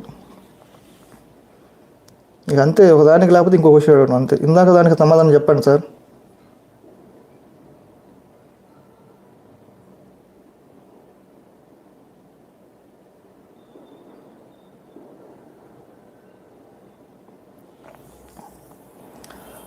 Sitaramayya Congress government చెప్పు మరి 2004-2014 పెట్రోల్ రేట్స్ చూడు. సరేనండి, పెరిగినాయి కదా.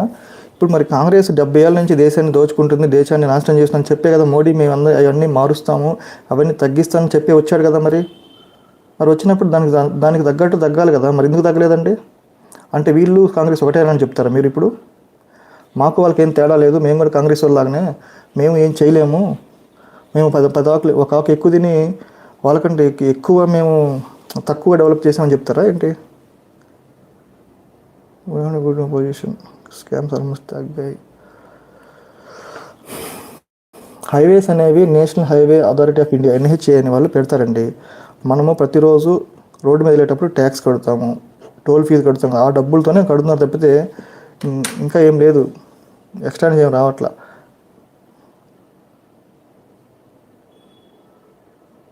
హైవేస్ వేజెస్ అవునండి. ఇప్పుడు వేజెస్ ఎందుకు పెరుగుతాయంటే ఇన్ఫ్లేషన్ కారణంగా పెరుగుతూ ఉంటాయి. వేజెస్ పెరిగితే మరి కూరగాయలు పెరగలేదా? ఆయిల్ పెరగలేదా? ఆయిల్ ఎంత పెరిగిందండి?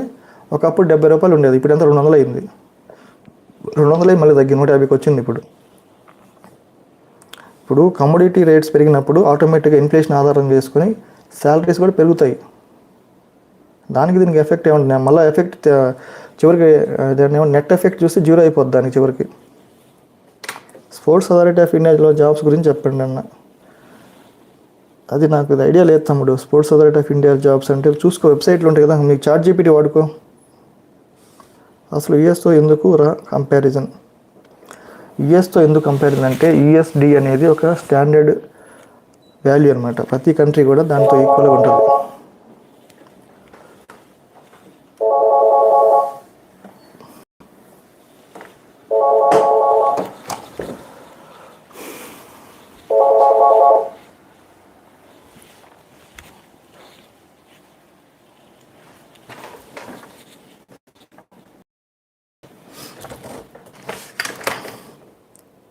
మీకు మరి దేని గురించి అండి సీతారామయ్య గారు దేని గురించి మాట్లాడుతున్నారు మీకు తెలుసా అంటే? అన్న బిఫోర్ మోడీ ఆఫ్టర్ మోడీ మన ఫారిన్ పాలసీ ఎలా పెరిగిందో తెలుసుకోన్న. తిప్పన్న చందు ఫారిన్ పాలసీ ఏంది? ఏం ఫారిన్ పాలసీ అంటే ఆపరేషన్ సింధూర్ స్టార్ట్ చేశారండి. మన ఇండియన్స్ని అతి భయంకరంగా కాల్చి చంపితే ఆపరేషన్ సింధూర్ స్టార్ట్ చేశారు. స్టార్ట్ చేసినప్పుడు దెబ్బతింది మనమా ఈ అమెరికా వాడండి?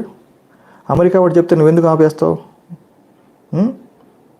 మన భారతీయులు, మన అక్క చెల్లెళ్ళు, మన అన్నదమ్ముళ్ళు, మన పెహల్గాం ఏదో సరదాగా చూస్తానికి వెళ్తే వాళ్ళు ఎవడో బయట నుంచి వచ్చి చంపేస్తే నువ్వు యుద్ధం స్టార్ట్ చేసావు. మీకు అందరూ అపోజిషన్ పార్టీ అందరూ నీకు సపోర్ట్ చేసావు, బాబు యుద్ధం స్టార్ట్ చేసి చేయన్నారు. మనం ఇప్పుడు ఏం చేయాలా?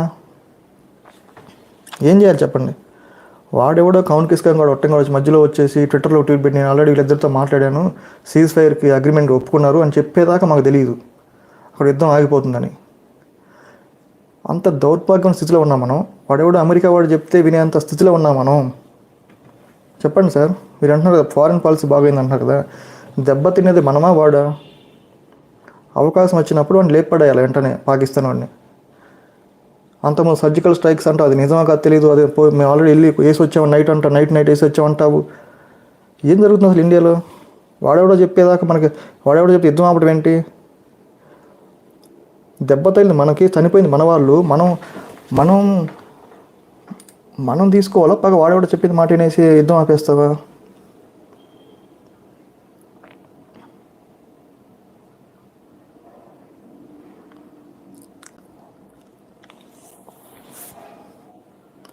రాహుల్ గాంధీ గారు రావాల్సిందే. ఇప్పటికీ సంకనాగిపోయింది, ఉద్యోగాలు లేవు, అన్ని రేట్స్ పెట్టి. కరెక్టే అండి. నాకు తెలిసి రాహుల్ గాంధీ గారు 2024 రావాలి. వీళ్ళు కనుక ఈవీఎం స్కామ్ చేయకపోతే అప్పుడే ఆయనకి మెజారిటీ ఉంది.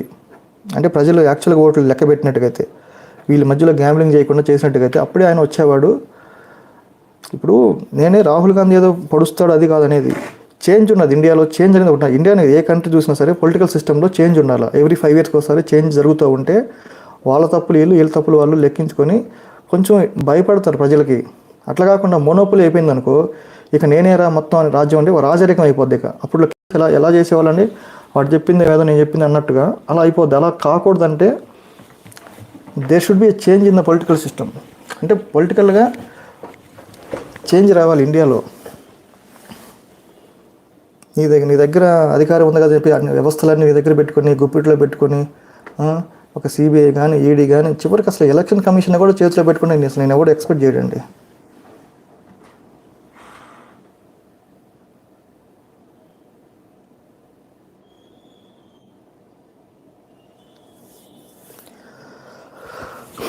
అపోజిషన్ వైఎస్ఆర్సీపీ స్లీపింగ్ నా బోత్ ఆర్ సేమ్ నా వరస్ట్ పాలిటిక్స్. ఇది ఏమైనా ఇది దేశం కోసం బీజేపీ ఉండాలి లేదు అంటే దేశం అదేనండి. మిమ్మల్ని మభ్యపెట్టేది అక్కడే వాళ్ళు. అదేమంటే నువ్వు జై శ్రీరామ్ అంటారు. అందరూ హిందువులే, మనం అందరం హిందువులే. మరి కొత్తగా ఈ జై శ్రీరామ్ ఎక్కడి నుంచి వచ్చింది? మనం అందరం రాముడికి కొలవట్లేదా చిన్నప్పటి నుంచి?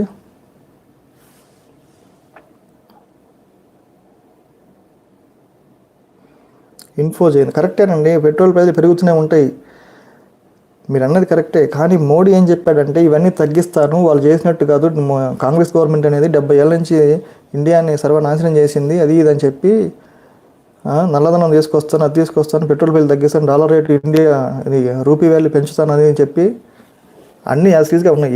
ఏది మార్పు లేదు. కాంగ్రెస్ ఉన్నా అదే ఉంటుంది, బీజేపీ ఉన్నా అదే ఉంటుంది నేను చెప్పేది.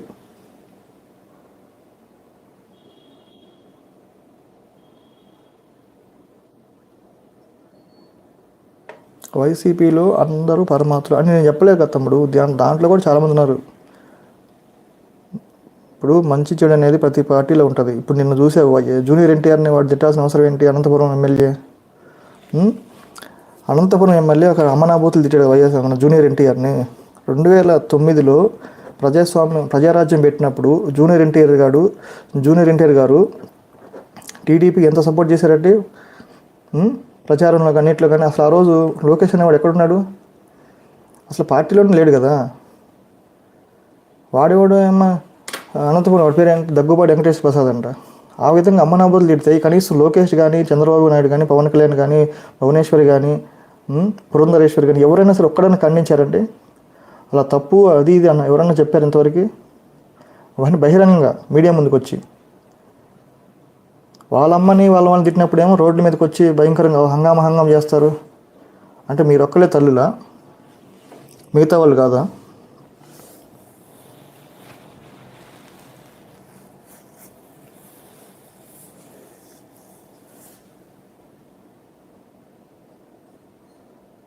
పెట్రోల్ గురించి మాట్లాడుతున్నాడు.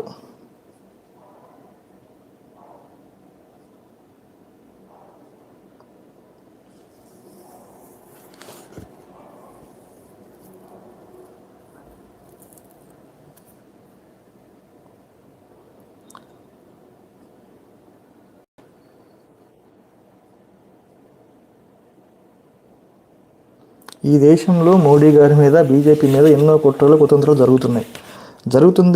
మోడీ గారి మీద, బీజేపీ మీద కాదు సామె, ప్రజాస్వామ్యం మీద జరుగుతున్నాయి కుట్రలు. ప్రజాస్వామ్యం మీద, మన మానవ హక్కుల మీద, హ్యూమన్ రైట్స్ మీద జరుగుతున్నాయి.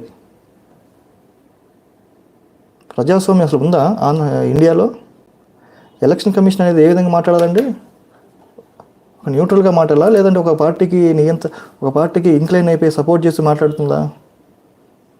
ఇప్పుడు ఒక వ్యక్తి వచ్చి బయట పెట్టినప్పుడు దాన్ని నిజాలు మేము నిర్ధారిస్తాం. ఒక కమిటీ వేసి దాన్ని నిజమని కాదని తేల్చిన తర్వాత అప్పుడు మాట్లాడాలి. కమిటీ వేయకుండా వేయకుండా అదంతా అబద్ధం, ట్రాష్ అని చెప్తే ఏమని చెప్పాలండి? ఇక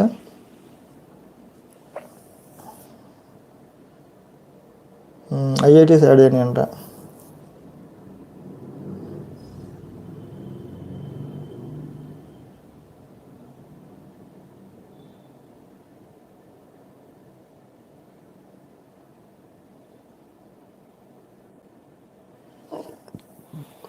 రథం కాల్చినప్పుడు అవన్నీ జరుగుతుంటాయి. రథం ఎక్కడికి పోయేది ఏంటి? రథం కాల్చినప్పుడు నేను ఇక్కడే ఉన్నాను, ఎక్కడికి పోలేదే. మరి తిరుపతి లడ్డులో జంతువు కొవ్వు కలిసి నేను అబద్ధం ఎందుకు చెప్పారు? మరి ఇప్పుడు ఎందుకు ప్రూవ్ చేయలేకపోయారు? ఇప్పుడు దాకా ఎన్నో గుడులు అన్నీ కూలిపోయినాయి. ఎన్ని ఇప్పుడు అవి జరుగుతూ ఉంటాయండి. దానికి మనం ఏం చేయలేము ఇక. మరి ఇప్పుడు అరెస్ట్ చేయడం మనం తీసుకొచ్చి రథం కాల్చారంట. రథం కాల్చినప్పుడు నేను గవర్నమెంట్ ఎక్కడ పోయినా అడగాల? నన్ను అడుగుతాయంటే గవర్నమెంట్ ఏం చేయలేదు.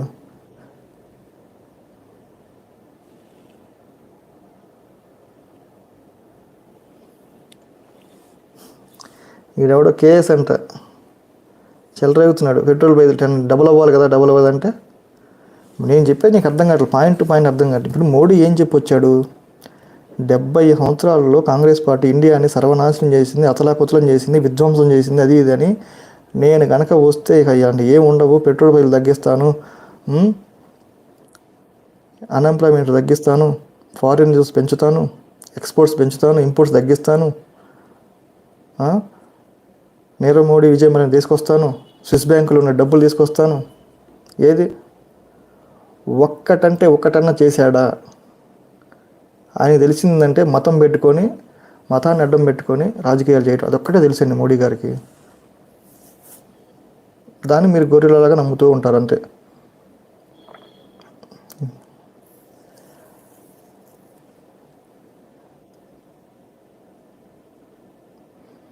గెలిచి ఏం పీకాడు జగనన్న ఇప్పుడు గెలిచి ఏం పీకాడు అంటే జగన్ ఏం పీకలేకపోతే దొంగతనంగా గెలుస్తారేంటి? ఈవీఎంలు అడ్డం పెట్టుకొని. ఇప్పుడు ఆంధ్రప్రదేశ్లో ప్రజలందరూ జగన్ గెలవమని ఓటేస్తే అవన్నీ దొంగిలించుకొని ఆయనకేసిన ఓట్లన్నీ మీరు డైవర్ట్ చేసుకొని మీరు గెలిచి ఇప్పుడు ఆయన అంటారేంటి? మళ్ళీ ఇప్పుడు సంవత్సరం 3 నెలల్లో 2 లక్షల కోట్లు అప్పులు తెచ్చాడండి చంద్రబాబు గారు. కనీసం జగన్మోహన్ రెడ్డి సంక్షేమ పథకాలన్నా డబ్బులు ఇచ్చేవాడు. జనాల పాపం ఇళ్లలో డబ్బులు ఉండేవి, కూటుకో, కూరగాయలకో, బట్టలకు, వాటికి వచ్చాయి. మరి ఇప్పుడు అది కూడా లేకుండా డబ్బులు ఏమైనా తెస్తున్నాడు, ప్రజలకు ఇవ్వట్లేదు. మరి ఎక్కడ పోతున్నాయి ఈ డబ్బులన్నీ? ఎవరి జేబులోకి వెళ్తున్నాయి? ఎవరి జేబులోకి వెళ్తున్నాయి? పవన్ కళ్యాణ్ జేబులోకి వెళ్తున్నాయా, లేకపోతే లోకేష్ జేబులోకి వెళ్తున్నాయా? చెప్పాలి కదా సమాధానం. ఇప్పుడు అడిగేవాడు లేకపోతే ఎట్లా ఉంటుందండి? ఇప్పుడు 2,00,000 కోట్లు అప్పు తెచ్చినప్పుడు ఏనాడైనా చెప్పారా ఇంత అప్పు తెచ్చాము, ఇంత ఇంత ఖర్చు పెట్టేది, ఇంత సంక్షేమ పథకాలకు ఇచ్చాము, ఇంత డబ్బు దీనికి దేనికి దానికి ఎవరైనా లెక్క చెప్తున్నారండి? కనీసం జగన్మోహన్ రెడ్డి 2.7 లక్షల కోట్లు ప్రజలకి డైరెక్ట్గా డీబీటీ ద్వారా ఇచ్చాడు. వీళ్ళు ఎంత ఇచ్చారండి? పెన్షన్ అనేది ఒకటి ఇస్తున్నారు.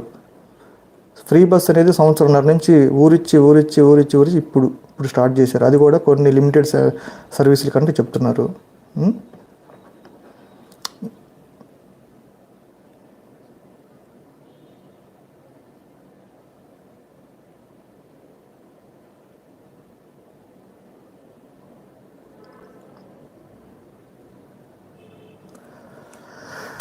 ఇన్ఫో జయంత్, నువ్వు వాష్ అయిపోతుంది ఏం కాదండి. ఎంపీలు బీజేపీలో జాయిన్ అయితే వాషింగ్ పౌడర్ నిర్మాలాగా వాషింగ్ మెషిన్ పడినట్టు జోకులు వస్తున్నాయి, మీమ్స్ వస్తున్నాయి. ఇప్పుడు ఈటెల రాజేందర్ కానివ్వండి, చాలామంది ఇట్లాంటి వాళ్ళు ఆ పార్టీలో నుంచి ఏమైనా ప్రాబ్లం వస్తే బీజేపీలో జాయిన్ అవుతారు. ఎందుకంటే ఇక్కడ ఎన్ని అవినీతి ఆరోపణలు పైన సెంటర్లో వాళ్ళు ఉన్నారు కాబట్టి వాళ్ళని కాపాడుతారు అన్న ధీమాతోటి వాళ్ళు అక్కడికి వెళ్తున్నారు. అది వాషింగ్ పౌడర్, వాషింగ్ మెషిన్ అంటే.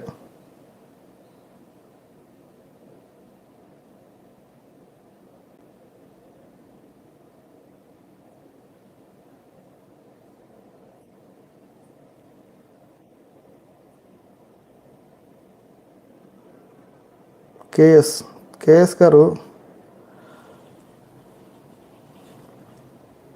నేను నీకు ఆన్సర్ ఆల్రెడీ చెప్పా.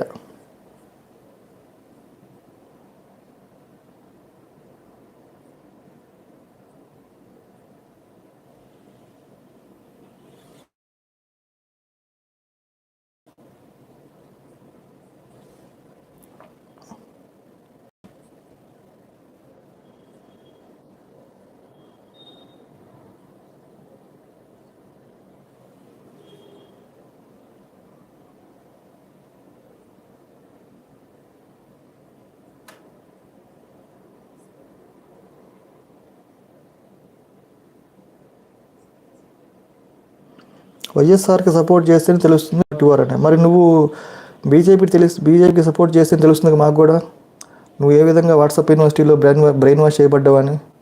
ఇప్పుడు ఎవడి ఇష్టాలు వాడుకుంటాయండి. మన రాజ్యాంగం ఇచ్చిన హక్కు అదే.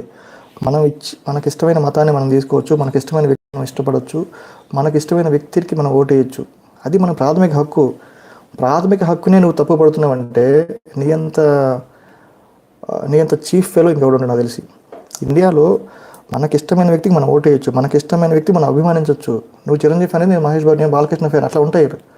నువ్వు దాన్ని కూడా పడుతున్నావంటే అసలు నీ మైండ్ ఎంత దారుణంగా ఉందనేది నేను అర్థం చేసుకోవచ్చు. అది ప్రాథమిక హక్కు అండి, మనకి ఫండమెంటల్ రైట్ అది. వైఎస్ఆర్ సపోర్ట్ చేస్తేనే తెలుస్తుందంట. ఏం తెలుస్తుందిరా నీకు చల్లా శేషుగా, వేస్ట్ ఫెలో? అది ఒక ప్రాథమిక హక్కురా, నా ఇష్టం అది. నాకు మనసుకు నచ్చిన మతాన్ని నేను తీసుకోవచ్చు, నా మనసుకు నచ్చిన వ్యక్తికి నేను ఓటేయచ్చు, నా మనసుకు నచ్చిన వ్యక్తిని నేను అభిమానించవచ్చు. నేను పవన్ కళ్యాణ్ పెద్ద ఫ్యాన్ని, నువ్వు మహేష్ బాబు ఫ్యాన్ అయితే నేను ఒప్పుకోకూడదా? వీడు మహేష్ బాబు ఫ్యాన్ అయితేనే తెలుస్తుంది వీడంటే. అది ఎంత చండాలంగా ఉంది వినడానికి. అట్లా ఎప్పుడు మాట్లాడు మాకు.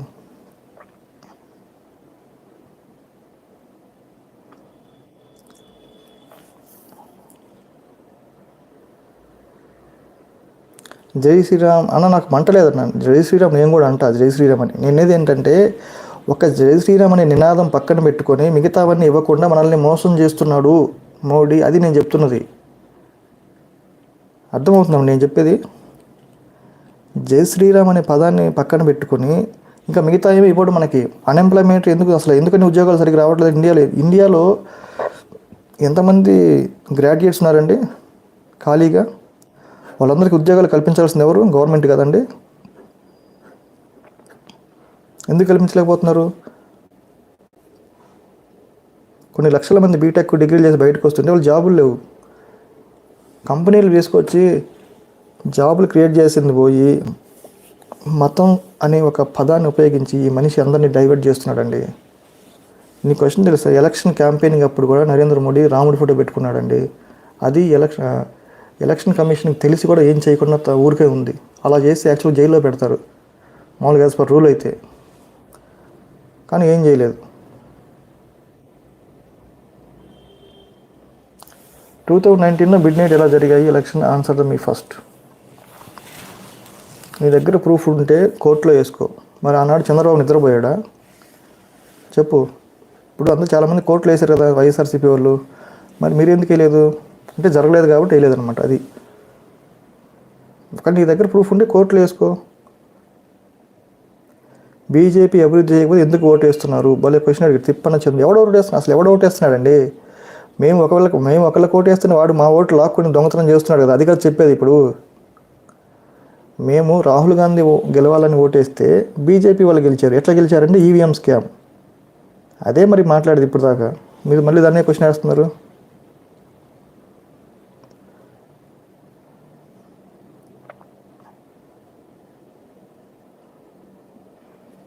రాధాకృష్ణ కరెక్టే. రాముడి పేరు చెప్పి రావణ వర్క్ చేస్తున్నారు. కరెక్ట్ చెప్పారండి. అదే వాళ్ళు చేస్తుంది. మోడీ చేస్తున్నాడుగా, అభివృద్ధిని కనిపించడం లేదా?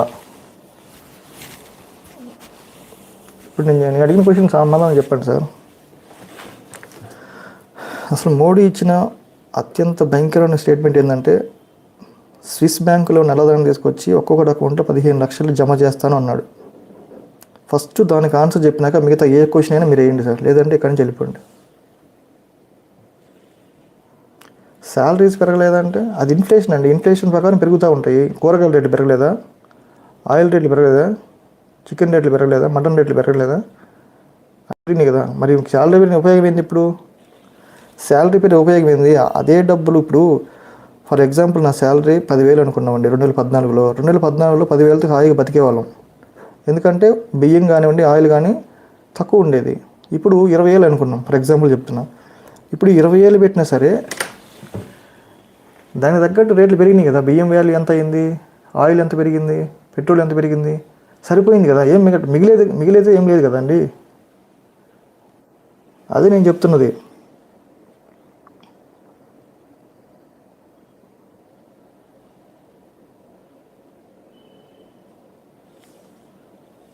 సరేనండి, నేను పేటీఎం అనుకోండి మీరు. నేను ఒక దేశ అభిమానిగా చెప్తున్నానండి. నా దేశం బాగుపడమే నాకు ముఖ్యం. అందులో భాగంగా ఈ ఎలక్షన్ కమిషన్ చేస్తున్న అవకతవకలు అనేవి బయటపడాలి. అట్ ద సేమ్ టైం ఎలక్షన్స్లో ఒక పారదర్శకత, ఒక ఫ్రీ అండ్ ఫెయిర్ ఎలక్షన్ జరగాలంటే కొన్ని రిఫార్మ్స్ రావాలి. ఆ రిఫార్మ్స్లో భాగంగా మొదటిది ఓటర్ కార్డుని ఆధార్ కార్డుతో లింక్ చేయాలి. నెక్స్ట్ ఓటర్ కార్డుకి మన ఐరిస్, ఫింగర్ ప్రింట్స్ అనేవి లింక్ చేయాలి. అట్లాగే ఓటు కూడా మనం థంబ్ ఇంప్రెషన్ పెట్టే వేయాలి. ఈ పోస్టల్ బ్యాలెట్ అయినా ఈ ఈవీఎం అయినా సరే ఎవరికి నమ్మబుద్ధి కావట్లేదు. మనం వేసిన ఓటు మనకే పడిందా లేదని కూడా డౌట్గా ఉంది. కాబట్టి ఫింగర్ ప్రింట్తో వేస్తే 100% నమ్మకం కలుగుతుంది. అది చెప్పేది.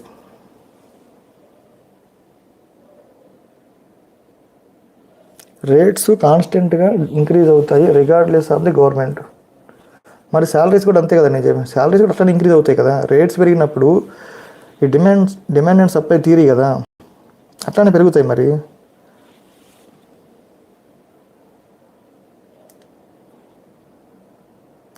ఎప్పుడు రాయుడు మధు అని అమ్మ 3 టైమ్ బీజే టీ కొట్టు ఏంటి? నరేంద్ర మోడీ గురించి చెప్తున్నావా టీ కొట్టు అంటే?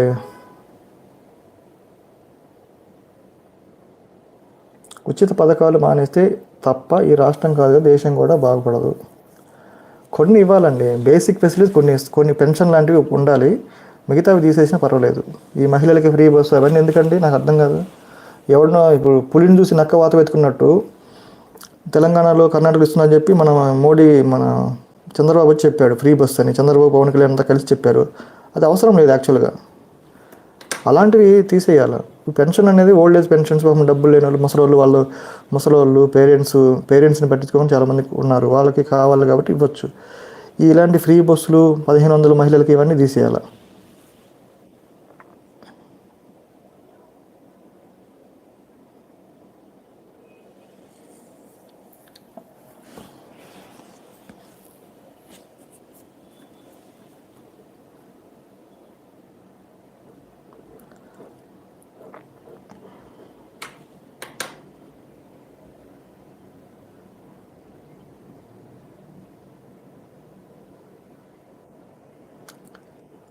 దేశం గురించి ఎంటుగా తెలుగు ఏం మాట్లాడుతున్నారు ఆయన. ఫస్ట్ తెలుగు నేర్చుకో మధు, తెలుగు నేర్చుకొని రా ఇక్కడికి, తర్వాత చాట్ చేద్దుకొని. తెలుసు అండి, 7th పే ఉంది, 8th పే అన్నీ తెలుసు. అవి ఇన్ఫ్లేషన్ ప్రకారం పెరుగుతూ పోతాయి. దాని మోడీ ఉన్నా సరే, కాంగ్రెస్ ఉన్నా సరే దానికి సంబంధం లేదు. మోడీ ఉండి స్పెషల్గా చేసేది ఏం లేదు అక్కడ. కాంగ్రెస్ ఉన్నా అదే పెరుగుతాయి, వాళ్ళ డిమాండ్లు ఉంటాయి, దాని ప్రకారం పెరుగుకుంటూ పోతాయి.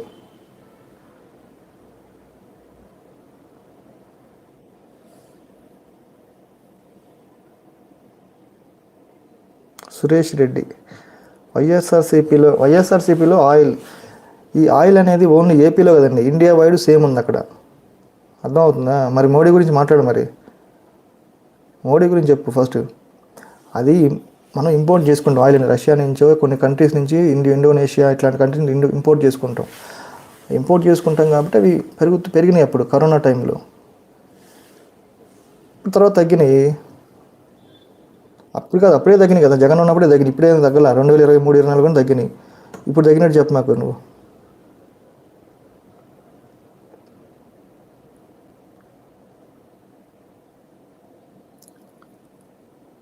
అమెరికన్ చెప్తే ఆపలేదండి. ఎవరు చెప్తే మరి, ఎవరు చెప్తే ఆపారండి? ఆపరేషన్ సింధూర్ అనేది ఎవడు ఎవడు ఎవడు ఫస్ట్ స్టేట్మెంట్ ఇచ్చాడు ట్విట్టర్లో?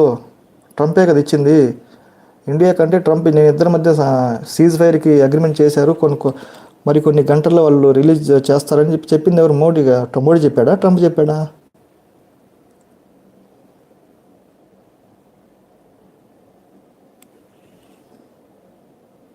ఆపలేదా? ఆపరేషన్ సింధూర్ జరుగుతూ ఉందా? సరే, మరి మీకు కనిపిస్తుంది, మాకేం కనపట్లేదులే.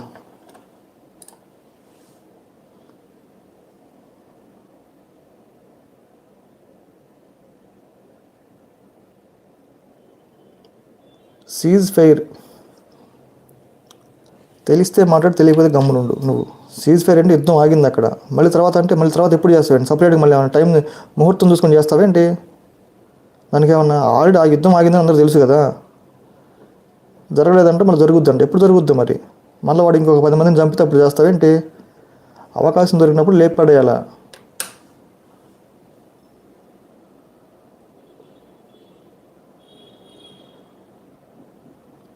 ట్రంప్కి సంబంధించి చెప్తారండి, చెప్పడం వరకు అది పాసిబుల్, కానీ రియాలిటీగా చూస్తే అర్థమైపోద్ది. ట్రంప్ అనే అతను ఫస్ట్ ట్వీట్ చేశాడు, ఇండియా పాకిస్తాన్ మధ్య సీజ్ ఫైర్ ఒప్పందం కుదిరింది, నా ఆధ్వర్యంలో కుదిరింది, నేను ఉండబట్టి కుదిరింది అని చెప్పాడు క్లియర్గా.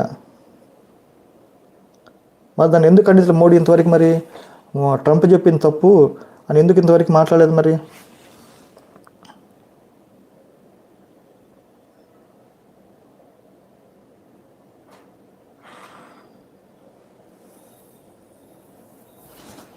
చేంజ్ రావాలి, వెధవలకి ఇవ్వలేం కదా. నువ్వు వెధవనుకుంటే వెధవరు కదా. ఇప్పుడు నిన్ను నేను వెధవని, నువ్వు వెధవ అవుతావా? కావు కదా. ఎవరి వాడికి ఉంటుందండి. ఫస్ట్ ఆఫ్ ఆల్ వాడు సెల్ఫ్, వేరే వాడిని రెస్పెక్ట్ చేయడం తెలుసుకో ఫస్ట్. టీడీపీ చేంజ్ అవ్వడం వల్లే చెప్పి ఎవరు పోయింది. అసలు అక్కడ క్యాపిటల్ ఎవడన్నా బుద్ధున్నవాడు అక్కడ క్యాపిటల్ కడతాడా? మనిషికి కడుపు కన్నం తినేవాడు ఎవడు కూడా పచ్చగా 3 పంటలు పండే పంట పొలాలను తీసేసి అక్కడ ఎవడు క్యాపిటల్ కట్టాలని ఎవడు అనుకోడు. ఫస్ట్ ఆఫ్ ఆల్ వాడు చంద్రబాబు నాయుడే తప్ప.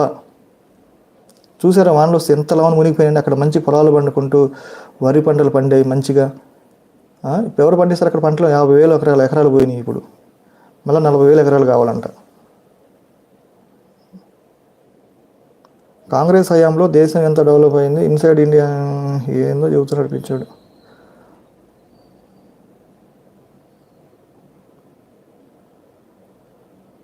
మరి జిహాదీల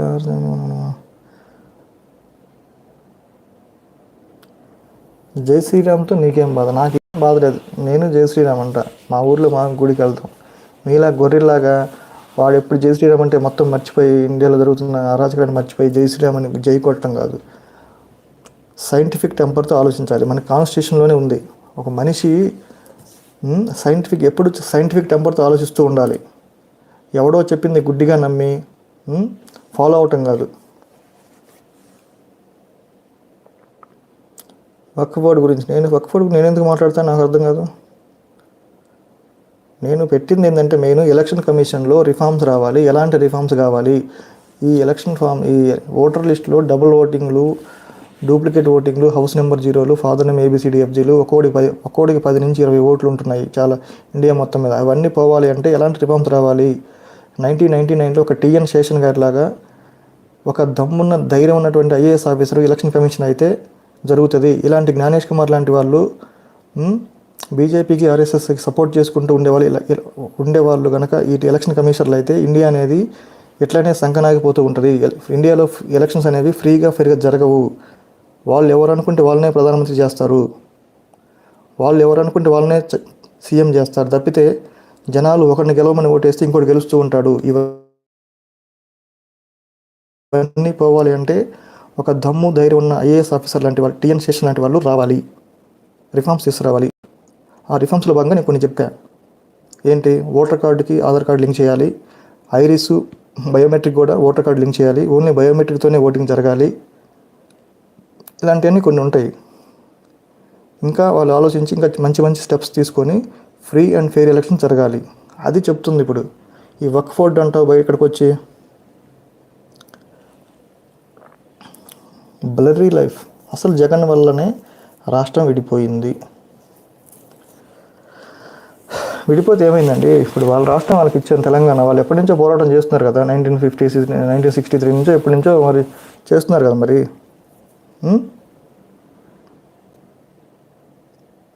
ఇప్పుడు వాళ్ళ ఉద్యోగాలను మనం కొడుతున్నామని వాళ్ళు బాధపడ్డారు, వాళ్ళకి ఇచ్చేసాం. మళ్ళీ మన స్టేట్ మనం డెవలప్ చేసుకోవచ్చు కదా, ఎందుకు చేసుకోలేకపోతున్నాం? ఇప్పటికే 10 years అయిపోయింది. అదేమంటే మొత్తం అమరావతిలో పెడుతున్నారు తీసుకెళ్ళి. మళ్ళీ అక్కడ అన్ని పంట పొలాలు ఉన్నాయి, కృష్ణానది పక్కన అంతా. అసలు అన్ని పంట పొలాలు తీసుకొచ్చి ఇక్కడ ఏం అవసరం ఉందని నాకు అర్థం కాదు. అక్కడ అమరావతిలో పెట్టడానికి క్యాపిటల్ విజయవాడ గుంటూరు కలిపితే సరిపోదండి? లేదంటే వైజాగ్ చేస్తే సరిపోదా? విజయవాడ గుంటూరు హాయిగా సికింద్రాబాద్ హైదరాబాద్లకు మంచిగా పక్కనే ఈ డెవలప్ చేస్తే మొత్తం ఒక సిటీ అయిపోద్ది. 10 years ఇప్పటికి అయిపోయేది. తీసుకెళ్ళి అక్కడ పంట పొలాల్లో మంచిగా 3 పంటలు తీసుకెళ్ళి అక్కడ పెట్టి డెవలప్ కాలేదు. ఎక్కడ డెవలప్ అవుతుందండి? ఇప్పుడు వర్షం వస్తే ఫుల్ వాటర్ వస్తున్నాయి, ఎన్ని తోడటానికి సరిపోతుంది టైం అంతా. అవన్నీ తోడాలి, అక్కడ బేస్మెంట్ అవన్నీ వేయాలంటే ఎంత టైం పడుతుందండి? పక్కనే కృష్ణానది ఉంది. ఫస్ట్ ఆఫ్ ఆల్ ఆ డెసిషనే తప్పది. నీకు ఏదో చెబుతున్నారు మనం, రమేష్ బాబు ఎందుకు కనిపించాలి, ఎందుకు ఖండించాలంట, this guy don't support for Lokesh. అసలు లోకేష్కి ఏం తెలుసండి? ఎందుకు సపోర్ట్ చేయాలి? లోకేష్ అనే అతనికి నాలెడ్జ్ లేదు. అతను ఏదో వాళ్ళ ఫాదర్ నేమ్ చూసుకొని వచ్చాడు రాజకీయాల్లోకి. అంతకుముందు 14 to 19 కూడా జస్ట్ ఎమ్మెల్యే కూడా కాకుండా ఎమ్మెల్సీ అనే దొడ్డిదారిలో వచ్చి మినిస్టర్ అయ్యాడు. ఇక అధికారం ఉంటే దుర్వినియోగం చేసుకుంటూ ఉంటారా? దుర్వినియోగం.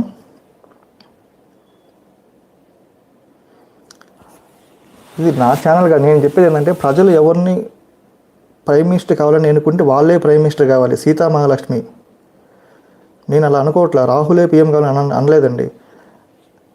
జనాలు మ్యాండేట్ ఎవరికి ఇస్తే వాళ్ళు అవ్వాలి. ఇట్లా దొంగతనంగా ఓట్లు చోరీ చేసి ఒకటికి పడ్డ ఓట్లు ఇంకోటి లాక్కొని తీసుకుంటే దాన్ని ప్రజాస్వామ్యం అంటారా? చెప్పండి సార్, చెప్పండి మేడం.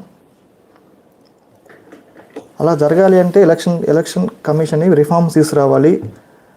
ఆ రిఫార్మ్స్లో భాగంగా ఏమేం కావాలో చెప్పండి. అంతేగాని ఊరికే ఇక్కడికి వచ్చి కాంగ్రెస్ నేను రాహుల్కి సపోర్ట్ చేస్తాను, జగన్కి సపోర్ట్, అలా కాదండి. నేను జగన్కి సపోర్ట్ కాదు, రాహుల్కి సపోర్ట్ కాదు.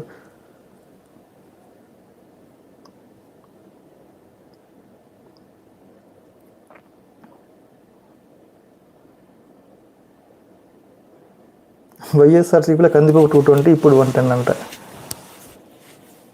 వైఎస్ఆర్సీపీ ఉన్నప్పుడే తగ్గినాయి బాబు రేట్లు. ఆ కరోనా టైంలో పెరిగినాయి, ప్రతి స్టేట్లో పెరిగినాయి, ఏపీలోనే కాదు. మహారాష్ట్ర తీసుకో, ఎక్కడైనా కర్ణాటక తీసుకో, తెలంగాణ తీసుకో, ఎక్కడైనా పెరిగినాయి కదా. అది స్టేట్కి సంబంధం లేదు. ఆయిల్ కానీ పందిపప్పు ఇవన్నీ కూడా. ఏదో ఓన్లీ ఏపీలో పెరిగినట్టు చెప్తున్నావు.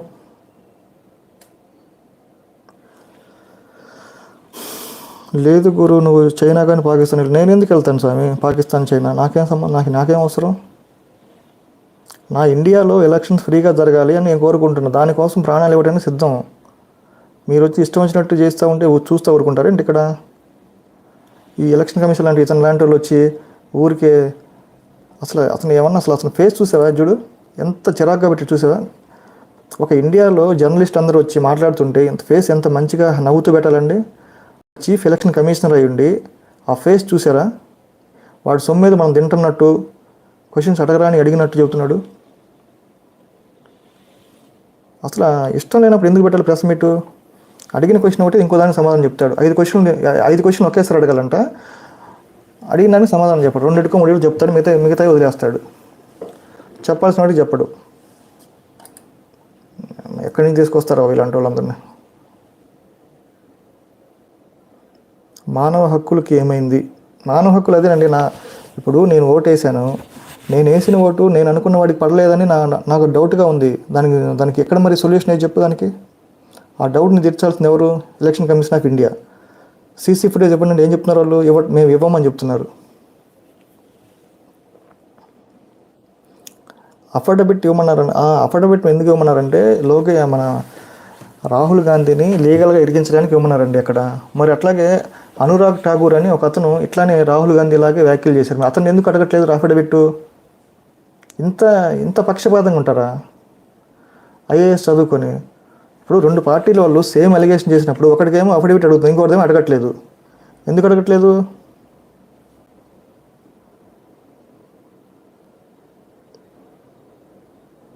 వచ్చాడు ఎవడు, లో బడ్జెట్ ఓపెన్ ఫ్లాట్స్ అంట. అరే నువ్వు వెళ్ళి ఫ్లాట్స్ అమ్ముకోరా, ఇక్కడ ఎందుకురా? వాట్సాప్ యూనివర్సిటీ బాగా చదువుకుంటున్నట్టున్నావు, రాహుల్ ఖాన్ అంటున్నావు. అదే వాట్సాప్ యూనివర్సిటీ నాలెడ్జ్ ఇదంతా. రాహుల్ గాంధీ ముస్లిం అంటారు, మమతా బెనర్జీ ముస్లిం అంటారు, నెహ్రూ ముస్లిం అంట, మహాత్మా గాంధీ ముస్లిం అంట. ఎక్కడి నుంచి వస్తారో మీరంతా, నాకు అర్థం కాదు.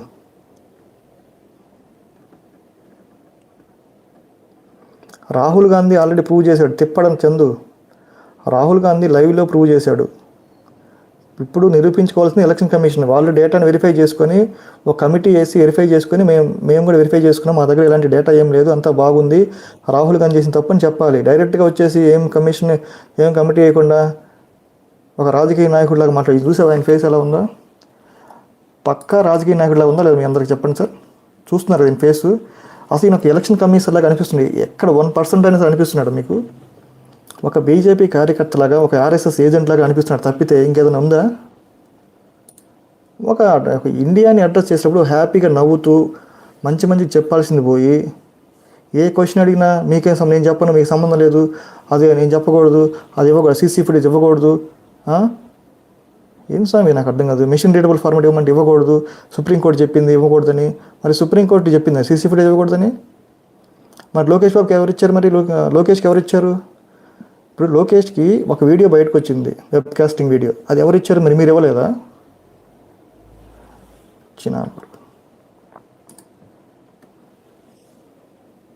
జగన్ బీజేపీ కోవట్టు అవి ఉండొచ్చు, చెప్పలేమండి. బ్లూబెర్రీ గాడు జగన్ బీజేపీ కోవట్టు అయి ఉండొచ్చు, ఏదైనా అయి ఉండొచ్చు, నాకు సంబంధం లేదు కదా. అది యూఎస్డీని ఏ కంట్రీ ఫాలో అవ్వదు.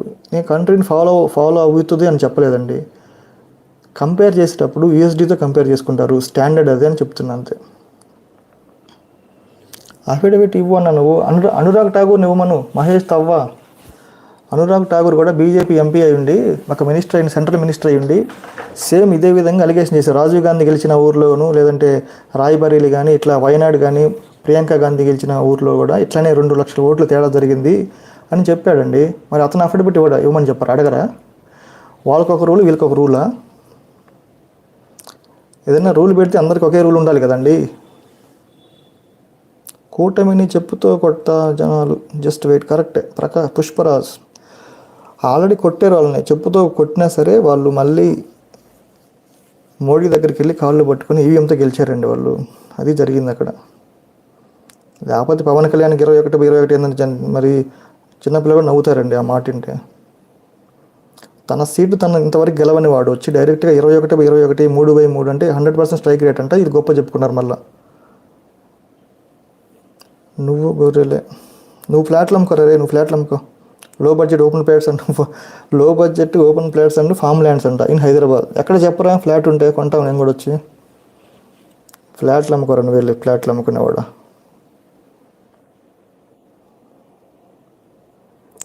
ఓపెన్ ప్లాట్స్, వీడు పెద్ద గొర్రె. అరే నువ్వు ఫ్లాట్లు అమ్ముకోరా, నన్ను ఎందుకంటావు కానీ. ఫ్లాట్లు అమ్ముకోపో. ఎక్కడ నారాయణఖేడ్లో ఉన్నాయి, లేకపోతే ఇటు సైడ్ ఏమన్నా మంచి ఏరియా చెప్పరా సార్? నారాయణఖేడ్ కాదు, వేరే చెప్పు మంచి.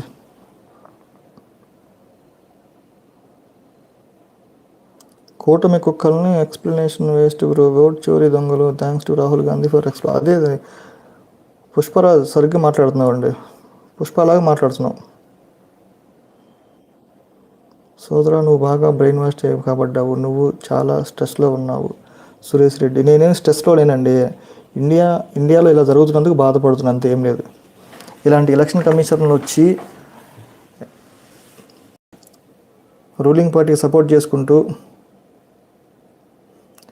హరీష్ వెళ్ళిపోరా, ఎవరు రమ్మన్నాడు? జబర్దస్త్ చూసుకోపో, జబర్దస్త్ ఒకటి ఉంటుంది కానీ అది చూసుకోపో, అందులో నాగబాబు పక్క నవ్వుతుంటాడు కానీ అది చూసుకోపో. ఇక్కడికి ఎందుకు వచ్చావు? స్ట్రైక్ అంట, ఏందో లో బడ్జెట్ స్ట్రైక్ అంట. అదే అసలు ఫ్రీ ఎవరైనా ఎందుకు ఇవ్వాలి అన్న, why 1 lakh fake votes explain ECI.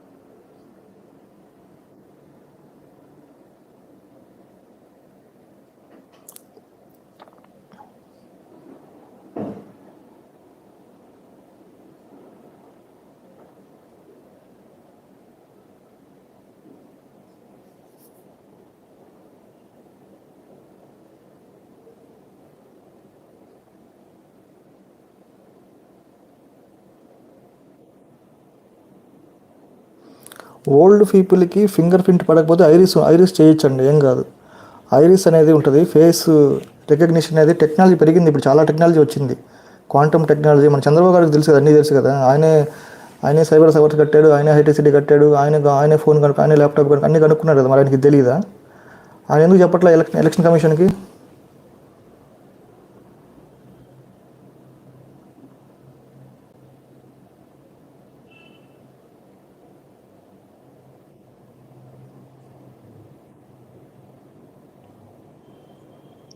EVM గురించి రాహుల్ గాంధీ మాట్లాడలేదండి, ఫ్రీ అండ్ ఫెయిర్ ఎలక్షన్ జరగాలి ఇండియాలో అంటున్నారు, అదే అని అడిగేది.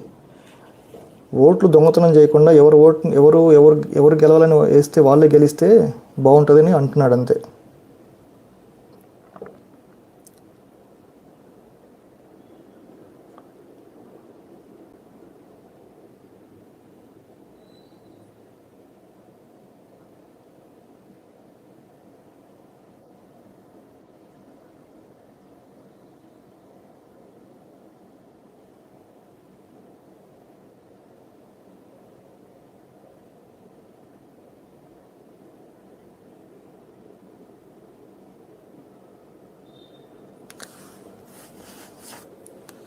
సీజ్ ఫైర్ అంటే అర్థం తెలుసుకోండి. ఫైర్ సీజ్ చేయడం కదా, సీజ్ ఫైర్ అంటే ఏముంది, ఫైర్ని సీజ్ చేయడం కదండి. ఈ తిప్ప చందు ఎందుకు మాట్లాడుతాం అర్థం కాదు.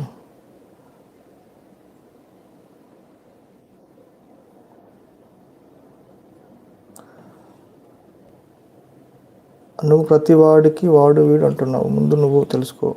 నేను ఇలానే మాట్లాడతానండి. నీకు ఇష్టం లేకపోతే ఏదైనా చేసుకో వెళ్ళి.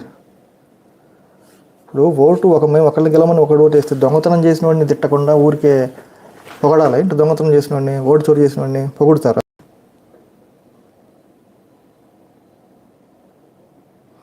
క్యాపిటల్ ఎక్కడ పెట్టాలి?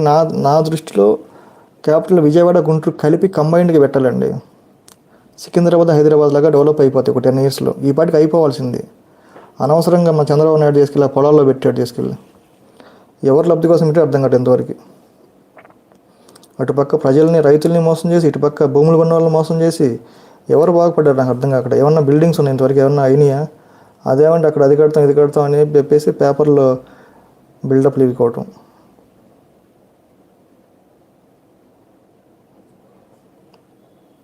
బాబాయ్ని ఎవడు కిల్ చేసాడో సిబిఐ చూసుకుంటారు, కానీ ఫస్ట్ నువ్వు నీ బాబాయ్ని మంచి చూసుకోపో ఇంటికి వెళ్ళి. అది సిబిఐ వాళ్ళకి ఇచ్చేసారు. సిబిఐ ఆల్రెడీ చెప్పారు కేసు క్లోజ్ అయ్యింది, ఇక జడ్జిమెంట్ పెండింగ్లో ఉందనేది త్వరలో తెలుస్తుంది. నువ్వెందుకు ఆవేశపడుతున్నావు?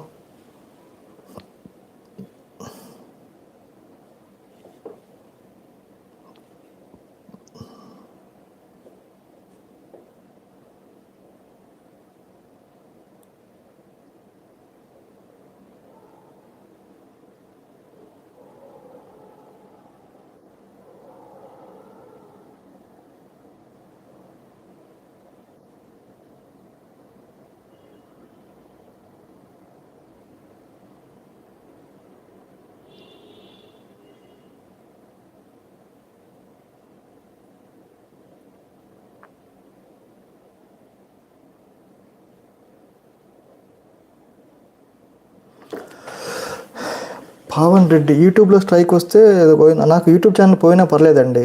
నాకు దేశం మారటమే కావాలి. నాకు యూట్యూబ్ ఛానల్ పోతే ఇంకోటి పెట్టొచ్చు. ఒక జీమెయిల్ ఐడి ఉంటే చాలు, నేను పెట్టుకోవచ్చు ఛానల్స్.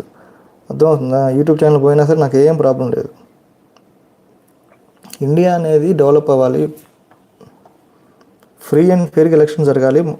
ప్రజలు ఎవరు గెలవాలని ఓటేస్తే వాళ్ళే గెలవాలి తప్పితే ఇట్లా ఓట్లు దొంగతనం చేసి గెలిస్తే ఏమన్నా అర్థం ఉందండి? తిప్పలనాయుడు, నీకు దమ్ము ధైర్యం ఉంటే నేను అడిగి క్వశ్చన్ చెప్పరా? ఫామ్ 20 అనేది ఎందుకు అప్లోడ్ చేయలేదు? 108 రోజులు ఎందుకు తీసుకున్నారు? Mukesh Kumar Meena, CEO of AP, ఎందుకు 10 రోజుల్లోనే వీవీప్యాట్లు అట్లాగే ఈవీఎం డేటా అరేంజ్ చేయమని సర్క్యులర్ పాస్ చేశాడు? తర్వాత వెంటనే ఆయన ఎందుకు ట్రాన్స్ఫర్ చేశారు? ఆయనకు మంచి పొజిషన్ ఎందుకు ఇచ్చారు? ఒక మంచి డిమాండ్ ఉన్న శాఖ ఇచ్చారు ఆయన. తెలుసా నీకు ఆ విషయం? ఎక్సైజ్ డిపార్ట్మెంట్ పెద్దది, బాగా రెవెన్యూ వచ్చే డిపార్ట్మెంట్. ఆయనకి ఎందుకు ఇచ్చారు? అది క్విడ్ ప్రోకో జరిగింది అక్కడ. నువ్వు నాకు ఇచ్చే, నేను నీకు ఇచ్చేస్తా, ఇది జరిగింది అక్కడ. ఊరికి తెలియకుండా మాట్లాడుకొచ్చి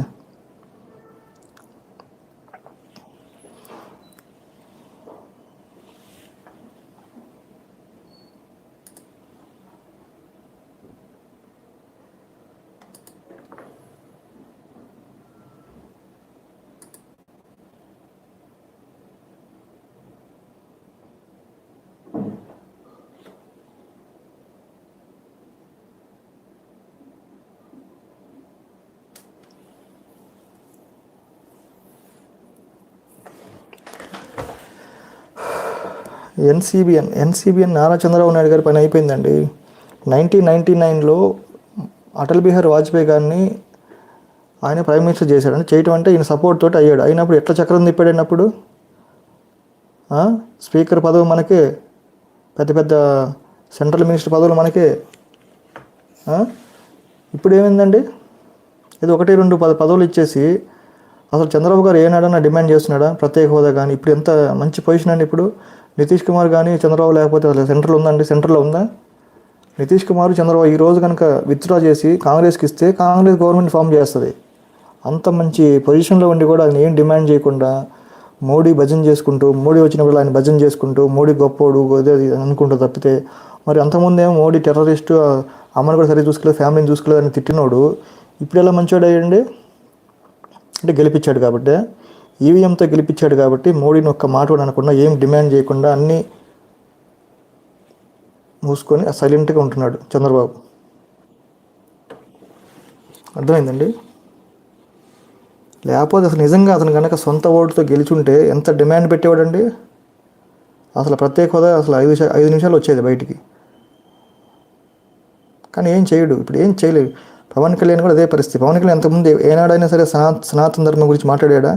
2014లో పార్టీ పెడితే 24 వరకు గెలిచే వరకు కూడా అతను సనాతన ధర్మం గురించి అసలు నాకు మతం లేదు, కులం లేదు, నాకు ఏమీ లేదని చెప్పి నేను అందరి మనిషిని చెప్పిన మనిషి ఎలక్షన్స్లో గెలవగానే ఎందుకు యూటర్న్ తీసుకుని సడన్గా తిరుపతికి వెళ్ళి ఆయన అపాలిటిక్స్ సనాతని అని ఎందుకు అన్నాడండి?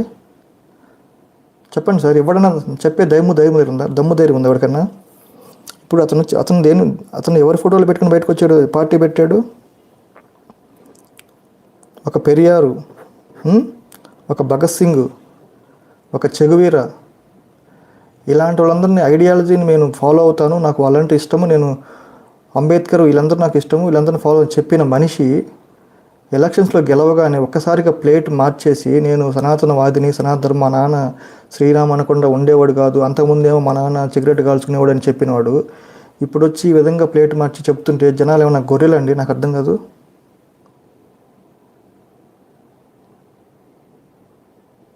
జనాలు ఏమైనా గొర్రెలు అనుకుంటున్నాడా ఏంటి పవన్ కళ్యాణ్? నేను ఒకప్పుడు పెద్ద ఫ్యాన్ అండి, అందరిలాగే పెద్ద ఫ్యాన్ని, పిచ్చోడ్లాగా తిరిగి ఆయన సినిమాల చుట్టూ. జానీ సినిమా రిలీజ్ అయితే కచ్చీపులు కట్టుకొని అసలు ఎంత హంగామా చేసుకుని వెళ్ళాం. ఆ సినిమా ఫ్లాప్ అయినా హిట్ అని చెప్పుకున్నాం.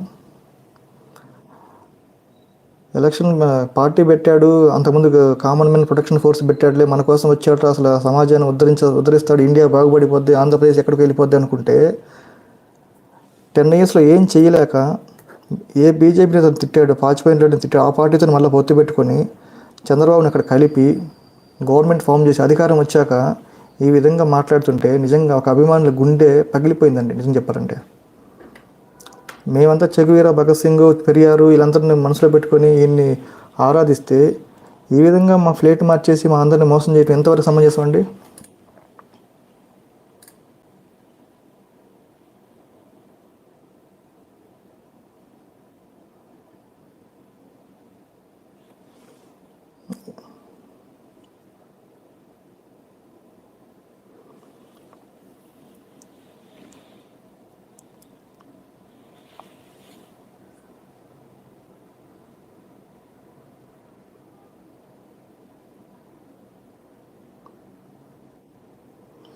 బీజేపీ లేకుండా టీడీపీ, జనసేన గెలిచేది. ఎవరని మీకు చెప్పింది నాకు అర్థం కాదు. అక్కడ బీజేపీ వచ్చింది ఎందుకంటే గెలిపించడానికి కాదు, ఈ ఈవీఎంలు ఎలక్షన్ కమిషన్ ద్వారా గెలిపించడానికి వాళ్ళని పెట్టుకున్నారు. అంతేగాని వాళ్ళు కనుక సపోర్ట్ చేయకపోతే గెలుస్తారు అనుకున్నారు ఏంది?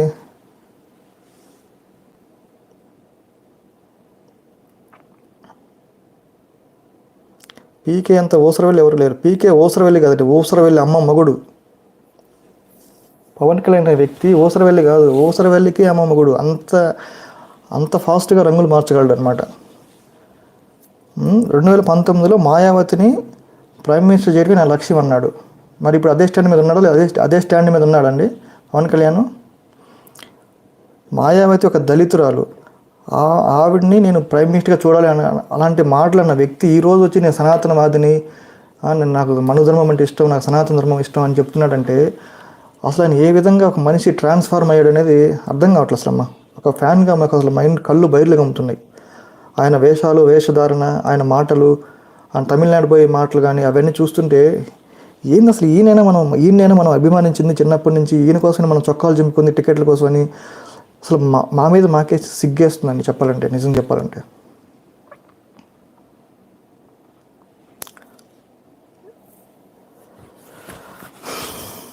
మీరు ఎవరి తొత్తు? నేను ఎవరి తొత్తు కాదండి, నేను ప్రజాస్వామ్యం తొత్తుని, కాన్స్టిట్యూషన్ రూల్స్కి లోబడి బతికే ఒక సగటు మనిషిని. అది అంతకన్నా ఆన్సర్ నేను చెప్పలేను.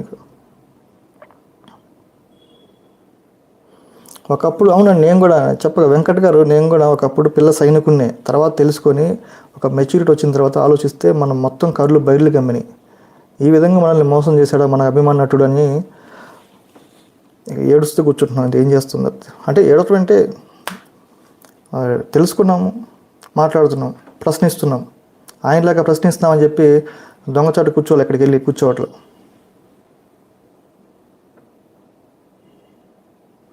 ఎనభై ఏళ్ళ నాకు ఆదర్శం అని చెప్పాల తిప్పని చందు. పవన్ కళ్యాణ్ గారు దేవుడు నమ్మడు అంటే పెరియార్ గారు, భగత్ సింగ్ గారు ఎవరు దేవుడు నమ్మరు కాబట్టి దేవుడి విషయంలో ఆయన మరి 25 సంవత్సరాల అమ్మాయిని పెళ్లి చేసుకున్నవాడు మీకు ఆదర్శం అని చెప్పండి. మరి పవన్ కళ్యాణ్ విడాకులు ఇవ్వాలని అక్కడ సనాతన ధర్మంలో ఉందా? విడాకులు ఇవ్వచ్చు అసలు సనాతన ధర్మంలో? అసలు విడాకులు అన్న మాటే లేదు. మరి ఎందుకు ఇచ్చాడు? 3 విడాకులు ఇచ్చాడు ఇప్పటికే, 4వ దానికి రెడీగా ఉన్నాడు. మరి ఏంది ఇది? అలాంటి వాడు వచ్చి సనాతన గురించి మాట్లాడి చెప్పుతో కొట్టాల్సింది పోయి మీరందరూ గొర్రెల్లాగా వాడి మాట వింటూ కూర్చున్నారంటే మీకన్నా మూర్ఖులు ఎవరైనా ఉన్నారు ఇంకా?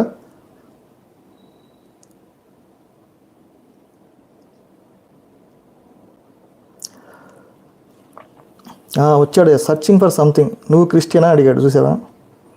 ఎంత డెవలప్ అయిపోయారా బాబు మీరు. ఇప్పుడు నా ప్రాబ్లం ఏంటి చెప్పాలంటే, నా ఫస్ట్ నేను చూస్తే వీడియో అర్థమైద్ది నేను నా బాధ ఏంటి, నేను ఏం చెప్పాను ఈ వీడియోలో. మధ్య మధ్యలో కామెంట్లకి ఆన్సర్ చేస్తున్నాను అంతే. నా ప్రాబ్లం ఏంటంటే ఎలక్షన్ కమిషన్ ఆఫ్ ఇండియా అనేది రిఫార్మ్స్ తీసుకురావాలి. ఇండియాలో ఫ్రీ అండ్ ఫెయిర్ ఎలక్షన్ జరిపించాలి. దాంట్లో భాగంగా బయోమెట్రిక్ ఓటింగ్ జరగాలి. ఈ ఈవీఎంలు కానీ బ్యాలెట్ పేపర్లు కానీ ఏమీ చేయలేవు. మనం ఒకళ్ళు గెలవాలని ఓటేస్తుంటే వాళ్ళు ఇంకొకరిని గెలిపిస్తున్నారు. ఇది చాలా ప్రమాదం ప్రజాస్వామ్యానికి. ఈరోజు బాగుండదు, మన రేపొద్దున కూడా ఇలాంటి జరిగితే ప్రజల్లో తిరుగుబాటు వచ్చి ఇండియా అనేది సర్వనాశనం అవుతుంది. అలా కాకుండా ఉండాలి అంటే రిఫార్మ్స్ అనేవి పర్ఫెక్ట్గా ఇప్పుడు టెక్నాలజీ ఉంది కాబట్టి దాని టెక్నాలజీని అనుసంధానం చేసుకొని తీసుకురావాలని చెప్తున్నది. వీరమల్లు చూడలేదు సార్. ఆయన సినిమాలు భీమ్లా నాయక్ ఒకటి చూశాను అంతే. తర్వాత భీమ్లా నాయక్ చూశాను, తర్వాత అదేంటి లాయర్ అది కూడా చూశాను. భీమ్లా నాయక్ నాకు ఇదేందో వీరమల్లు చూడాలనిపించలే సినిమా, ఏంటో పోయిద్ది అనిపించింది. బ్రో కూడా చూసా లాస్ట్ ఇయర్. వీరమల్లు పెద్ద ఇంట్రెస్ట్ లేదు ఎందుకో. టికెట్ రేట్ 600 పెంచడం ఇవన్నీ చూసిన తర్వాత అసలు అంత అధికార దుర్యోగం ఎలా చేశాడు బాబు అనిపించింది. ఒకప్పుడు నా సినిమా నేను కావాలంటే ఫ్రీగా చూపిస్తాను నా ప్రేక్షకులు అన్న మనిషి అధికారం చేతిలో రాగానే అధికారం దుర్వినియోగం చేసి టికెట్ రేట్ 600, 700 పెంచాడంటే ఎంత దుర్మార్గుడు అండి ఆయన.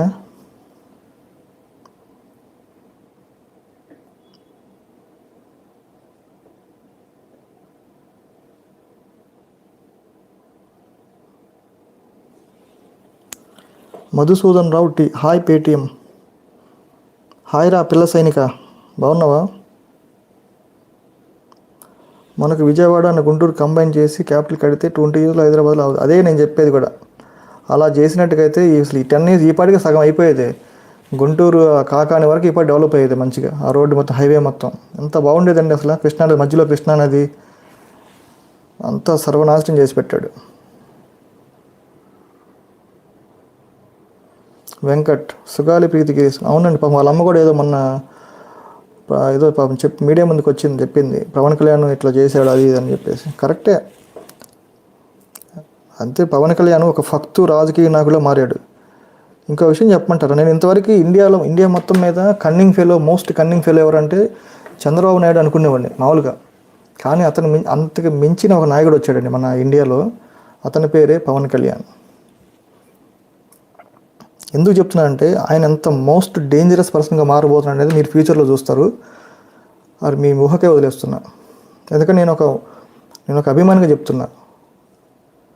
ఈయన పవన్ కళ్యాణ్ అనే వ్యక్తి చంద్రబాబుని మించి 100 రెట్లు డేంజరస్ పర్సన్గా మారబోతున్నాడు. కనీసం చంద్రబాబు నాయుడు గారు చాలా బెటర్ ఈయనతో కంపేర్ చేస్తే.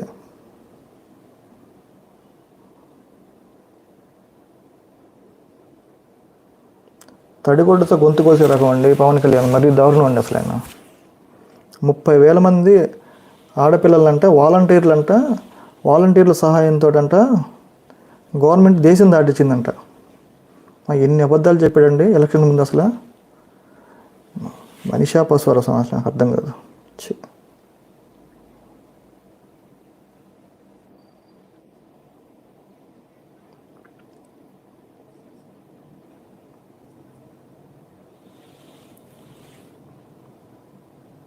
నేను పిఎస్పీకి మధుసూదన్ రావు గారు నాకంటే పెద్ద పవన్ కళ్యాణ్ ఫ్యాన్ ఇంకోటి ఉండడండి ఈ ప్రపంచంలో అని నేను నమ్ముతా. చెప్పమంటావా? గబ్బర్ సింగ్ హిట్ అయినప్పుడు ఎంత అంటే గబ్బర్ సింగ్ హిట్ దాకా అంటే జలస అనేది మధ్యలో వచ్చినా సరే ఒక హిట్ కోసం 10 ఇయర్స్ నుంచి ఎదురు చూసి గబ్బర్ సింగ్ ఒక్కసారి హిట్ అవ్వగానే మేము అసలు ఫేస్బుక్లో వాటిల్లో పోస్టులు పెట్టడం కానీ అసలు ఎంత ఆనందపడ్డామో ఆ రోజుల్లో. 2012 అనుకుంటాం, 2012. అర్థమైందా? నేను పవన్ కళ్యాణ్ సినిమా ఒక్క సినిమా పేరు చెప్పండి, ఆ సినిమా ఎక్కడ చూశానో ఆ థియేటర్ పేరు కూడా చెప్పేస్తా. అంత పెద్ద అభిమాని నేను. పవన్ కళ్యాణ్ సినిమాని అత్తారింటి దారేది వీడియో అదేంటి ఆడియో రిలీజ్ జరుగుతుంటే వాడెవడో మా ఫ్రెండు కొంచెం తప్పుగా మాట్లాడాడు. అంటే మా పవన్ కళ్యాణ్ మాట్లాడుతుండగా కామెంట్ చేశారు, లైవ్లో కామెంట్ చేస్తుంటే భయంకరంగా కొట్టుకున్నాం అక్కడ ఆల్మోస్ట్. అంటే అంత కోపం వచ్చేది పవన్ కళ్యాణ్ ఎవరంటే. కానీ ఇప్పుడు అంతా రివర్స్ అయిపోయింది. ఆయన ఫేస్ చూడాలంటేనే అసహ్యం, చిరాకు వేస్తుంది.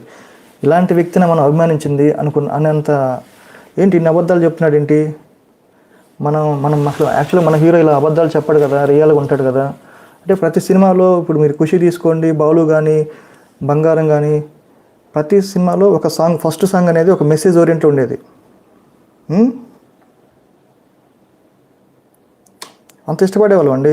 నిజంగా ఈ మనిషి ఇలాంటి వాడే కావాలనుకునేవాళ్ళం. కానీ చివరికి చూస్తే ఇది పరిస్థితి. మతోన్మాద శక్తిగా తయారయ్యాడు. బీజేపీ చేతిలో ఒక బలిపశు అవుతున్నాడు. ఎప్పుడు మారుతాడో ఏంటో.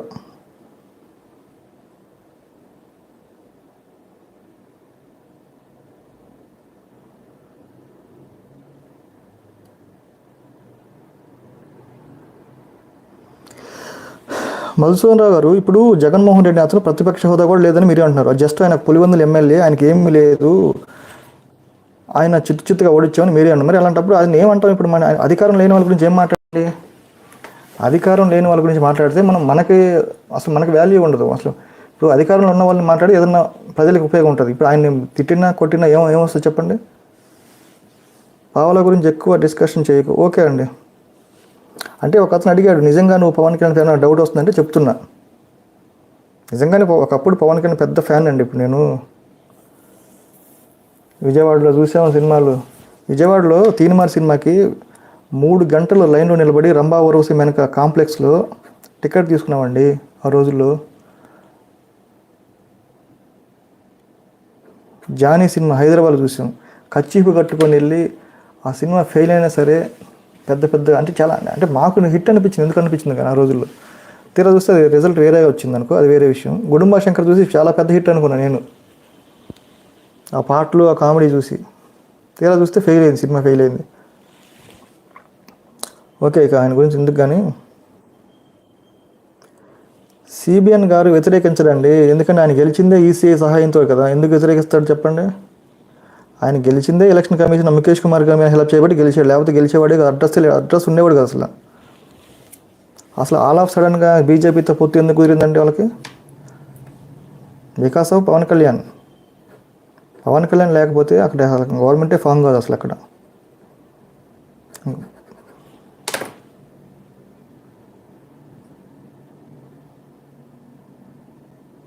భగత్ సింగ్ హిందూ గురించి మాట్లాడలేదు. భగత్ సింగ్ అనే అతను దేవుణ్ణి నమ్మడు అన్న, ఆయన ఎథియిస్ట్ అనమాట.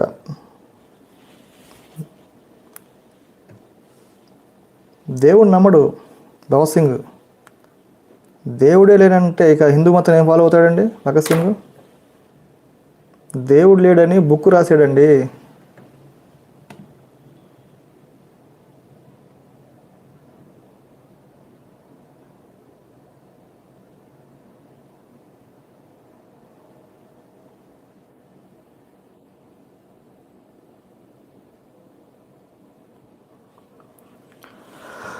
రెండు 2029లో కూడా కూటమి. కరెక్టే, మీరు అన్నది కరెక్టే.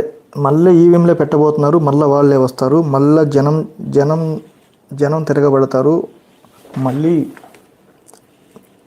అదే జరగబోతుంది. ఒక రెవల్యూషన్ అనేది రాబోతుంది, అంతే, ఏం లేదు దానికి.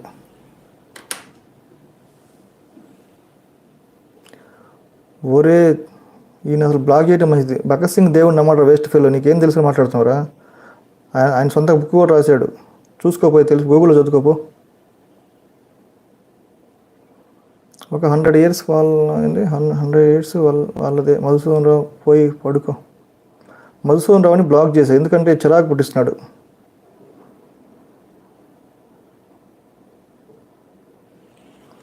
సరే ఫ్రెండ్స్, ఇది ఎలక్షన్ కమిషన్ అనేది కళ్ళు తెరవాలి. ఆయన ఒక బీజేపీ కార్యకర్తలాగా, ఆర్ఎస్ఎస్ కార్యకర్తలాగా మాట్లాడకుండా ఒక ఇండియాకి హోల్ రిప్రజెంటేషన్ చేసే విధంగా మాట్లాడాలి. ఆయన చూస్తే ఆయన ప్రెస్ మీట్ మొత్తం హిందీలోనే మాట్లాడాడు.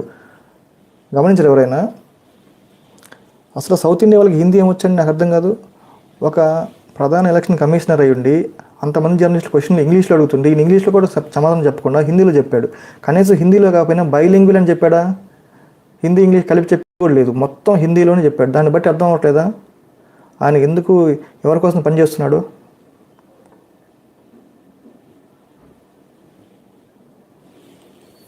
జగన్ని తల్లి చెల్లి ఉమ్ము వేశారు, తెలుసా బాబాయ్?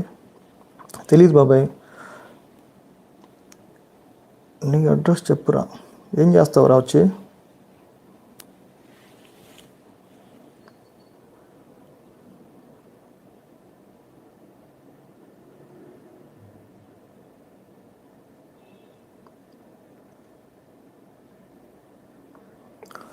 సో అది నా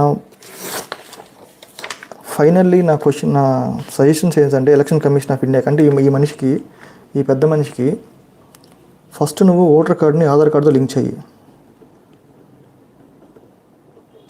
తర్వాత ఓటర్ కార్డుకి ఫింగర్ ప్రింట్ ప్లస్ ఐరిస్ అనేవి లింక్ చెయ్యి. మూడోది, ఓట్ అనేది ఓన్లీ థంబ్ ఇంప్రెషన్తో వెయ్యాలి అనే విధంగా రూల్స్ తీసుకురావాలి. ఈ బ్యాలెట్ బ్యాగ్స్లో వద్దు, ఈవీఎంలో ఏమొద్దు. ఇది అయిపోయిన తర్వాత 4 ఓటు వేసినప్పుడు మనకి ఒక స్లిప్ బయటికి రావాలి. ఏటీఎంలో మనం ఎప్పుడైతే డబ్బులు వేసిన ఒక స్లిప్ వస్తుందో ఆ విధంగా మనకి ఒక స్లిప్ రావాలి. ఆ స్లిప్ మీద ఒక బార్ కోడ్ ఉండాలి. ఆ బార్ కోడ్ మీద ఒక నెంబర్ ఉండాలి. ఆ నెంబర్ అనేది ఎవరికి వారికి యూనిక్గా ఉండాలి. ఆ నెంబర్ తీసుకుని జేబులో పెట్టుకోవాలి. ఎలక్షన్ రిజల్ట్ వచ్చిన తర్వాత ఆ నెంబర్ తీసుకెళ్ళి ఎలక్షన్ కమిషన్ ఆఫ్ ఇండియా వెబ్సైట్లో కొడితే ఆ నెంబర్తో మనం కొట్టగానే మనం ఎవరికి ఓటు వేసామో వాళ్ళకే పడాలి. అది డిస్ప్లే అవ్వాలి అక్కడ. అప్పుడు మాత్రమే మనం వెయ్యాలనుకున్న ఓటు వాళ్ళకే పడిందని 100% నమ్మకం కలుగుతుంది. ప్రజాస్వామ్యం బతుకుతుంది. అదండి నా బాధ.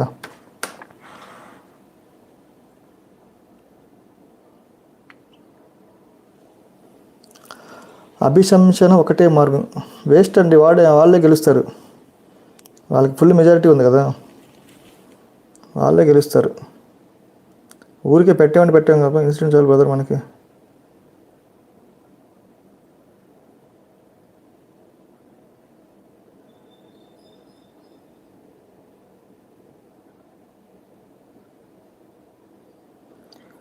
నేను గొప్ప అని ఫీల్ అవ్వట్లే. షేక్ గారు కళ్ళ ముందు జరిగిన అన్యాయాలు చూసి ఓర్వలేకపోతున్నా. ఫామ్ 20 అనేది ఆంధ్రప్రదేశ్లో 108 రోజుల తర్వాత అప్లోడ్ చేశారండి. కంట్రీలో 1951 నుంచి ఎలక్షన్ జరుగుతున్నాయి. ఏ ఎలక్షన్ అప్పుడు కూడా ఇన్ని రోజులు డిలే కాల. మ్యాక్సిమం అయితే 2 రోజులు అయింది, 3 రోజులు అయింది, మహా అయితే 4 రోజులు వేసుకోవాలా. 108 రోజులు తీసుకున్నారంటే దాని అర్థం ఏంటంటే దాని వెనకాల ఎన్ని అవకతవకలు జరిగాయండి. కనీసం దానికి రీజన్ ఏమైనా చెప్పారా? మేము పలానా కారణం వల్ల అప్లోడ్ చేయలేకపోయామని election commission of India press meet ఏమైనా చెప్పిందా ఆంధ్రప్రదేశ్లో? ఆ ముఖేష్ కుమార్ మీనాకేమో సపరేట్గా ఎలక్షన్ కాగానే జూన్లో రిజల్ట్ వచ్చింది, జూలైలో మంచి పోస్ట్ ఇచ్చి తీసుకెళ్లారు.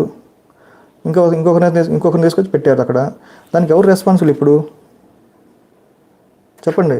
ఫామ్ 20 అనేది వెరిఫై చేసుకోవడానికి, ఫామ్ 17కి ఫామ్ 20కి ఏమైనా తేడాలు ఉన్నాయని చెక్ చేసుకోవడానికి పెట్టాలి, వెంటనే పెట్టాలి. అలా పెట్టకుండా నువ్వు ఎప్పుడో 108 డేస్ తర్వాత పెట్టి అప్పుడు మేమన్నా క్వశ్చన్స్ రేజ్ చేస్తే ఆ టైం అయిపోయింది, 45 డేస్లో నువ్వు కంప్లైంట్ చేయాలి అంటే నువ్వు పెట్టిందే 108 రోజుల తర్వాత పెట్టినప్పుడు కంప్లైంట్ ఎలా చేస్తావండి 45 డేస్లో?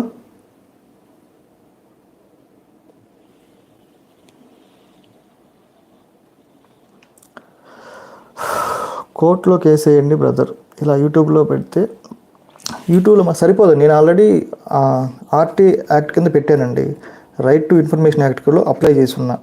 ఎందుకు వీళ్ళు ఫామ్ 20 అప్లై చేయడానికి టైం తీసుకున్నారు? ఏమైనా రీజన్ ఉందా? నాకు ఆ రీజన్ చెప్పండి. అట్లాగే ఫామ్ 17C ఇవ్వండి. ఫామ్ 20కి 17కి వెరిఫై చేసుకోవాలి అని చెప్పేసి అప్లై చేశా. వాళ్ళు ఇంతవరకు రిప్లై కావాలి. సెంట్రల్ ఎలక్షన్ కమిషన్ పెట్టాను, వాళ్ళు స్టేట్కి ట్రాన్స్ఫర్ చేశారు. స్టేట్ వాళ్ళు ఫోన్ చేసిన ఎత్తరు, ఈమెయిల్ పెట్టినా మాట్లాడరు, ఏమి రెస్పాన్స్ ఉండదు. ఈ విధంగా ఇర్రెస్పాన్సిబుల్గా వాళ్ళు ఉన్నారు. మరి ఏం చేయమంటారు చెప్పండి ఇప్పుడు?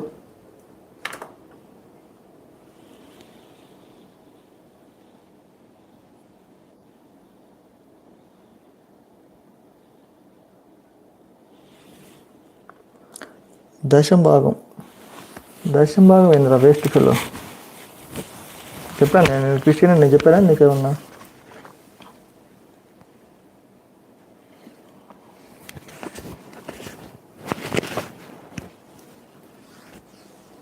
నేను కూడా దానికి వ్యతిరేకమే రా. దశం భాగం దాని గురించి నేను వ్యతిరేకమే. అర్థమవుతుందా? ఊరికి ఏదో ఊహించుకో మాకు నేను ఏదో క్రిస్టియన్ అని చెప్పేసి. నేను దేవుడిని నమ్మను. ఒకప్పుడు నేను కూడా హిందువునే, ఇప్పటికీ హిందూ అంటే నాకు అభిమానమే. కానీ హిందూ అనే ముసుగులో వీళ్ళు చేసే అరాచకాలు చూసి నేను భరించలేనురా. నీలాగా అన్ని తల వంచుకొని వాడు జై శ్రీరామ్ అని జై శ్రీరామ్ అని తలదించుకొని పోయే రకం కాదురా రే. సైంటిఫిక్ టెంపర్తో ఆలోచించమని మాకు రాజ్యాంగం చెప్పింది. దానికి లోబడి నేను ఊరికే గొర్రెల్లాగా వెళ్లకుండా కొంచెం ఆలోచించి అసలు ఏం జరుగుతుంది ఇండియాలోని గమనిస్తున్నా కాబట్టి నేను క్వశ్చన్ చేయగలుగుతుంది. నీలాగా ఊరికే వాళ్ళు ఏది చెప్తే అది చెప్పేసి అనుకుని అంత నిజమే అనుకుని పోయే టైప్ కాదురా రే.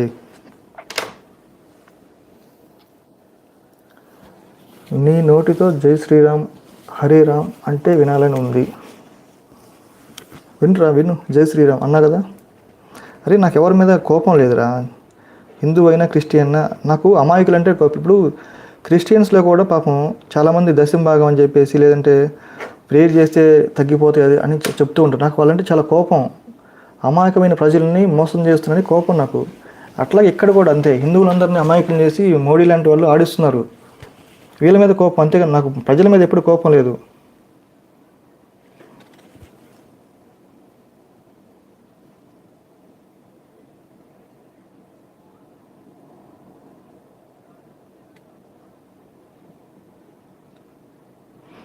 ఇప్పుడు హరీష్ కుమార్ గారు అదే చెప్పింది. ఇప్పుడు మీకు 17C ఇస్తారండి ఏజెంట్కి. పోలింగ్ డే రోజు 17C ఇస్తారు, అక్కడ రాస్తారు. దానికి కౌంటింగ్ డే రోజు వచ్చిన ఓట్స్కి సంబంధం రావట్లేదు. అదేగా చెప్పేది. ఫామ్ 20లో ఉన్న డేటాకి 17C, అందుకే వాళ్ళు లేట్ చేశారు. మీరు ఎక్కడ వెరిఫై చేసుకుంటారు అని 108 రోజులు వెయిట్ చేసి తిరుపతి లడ్డు ఇష్యూ బయట పెట్టి దాన్ని అప్లోడ్ చేశారు.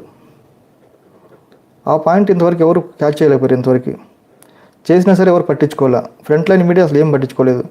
అందరినీ కొనేసినట్టున్నారు. రాంగ్ స్పీకింగ్ అంటే రాంగ్ దేని గురించి అండి?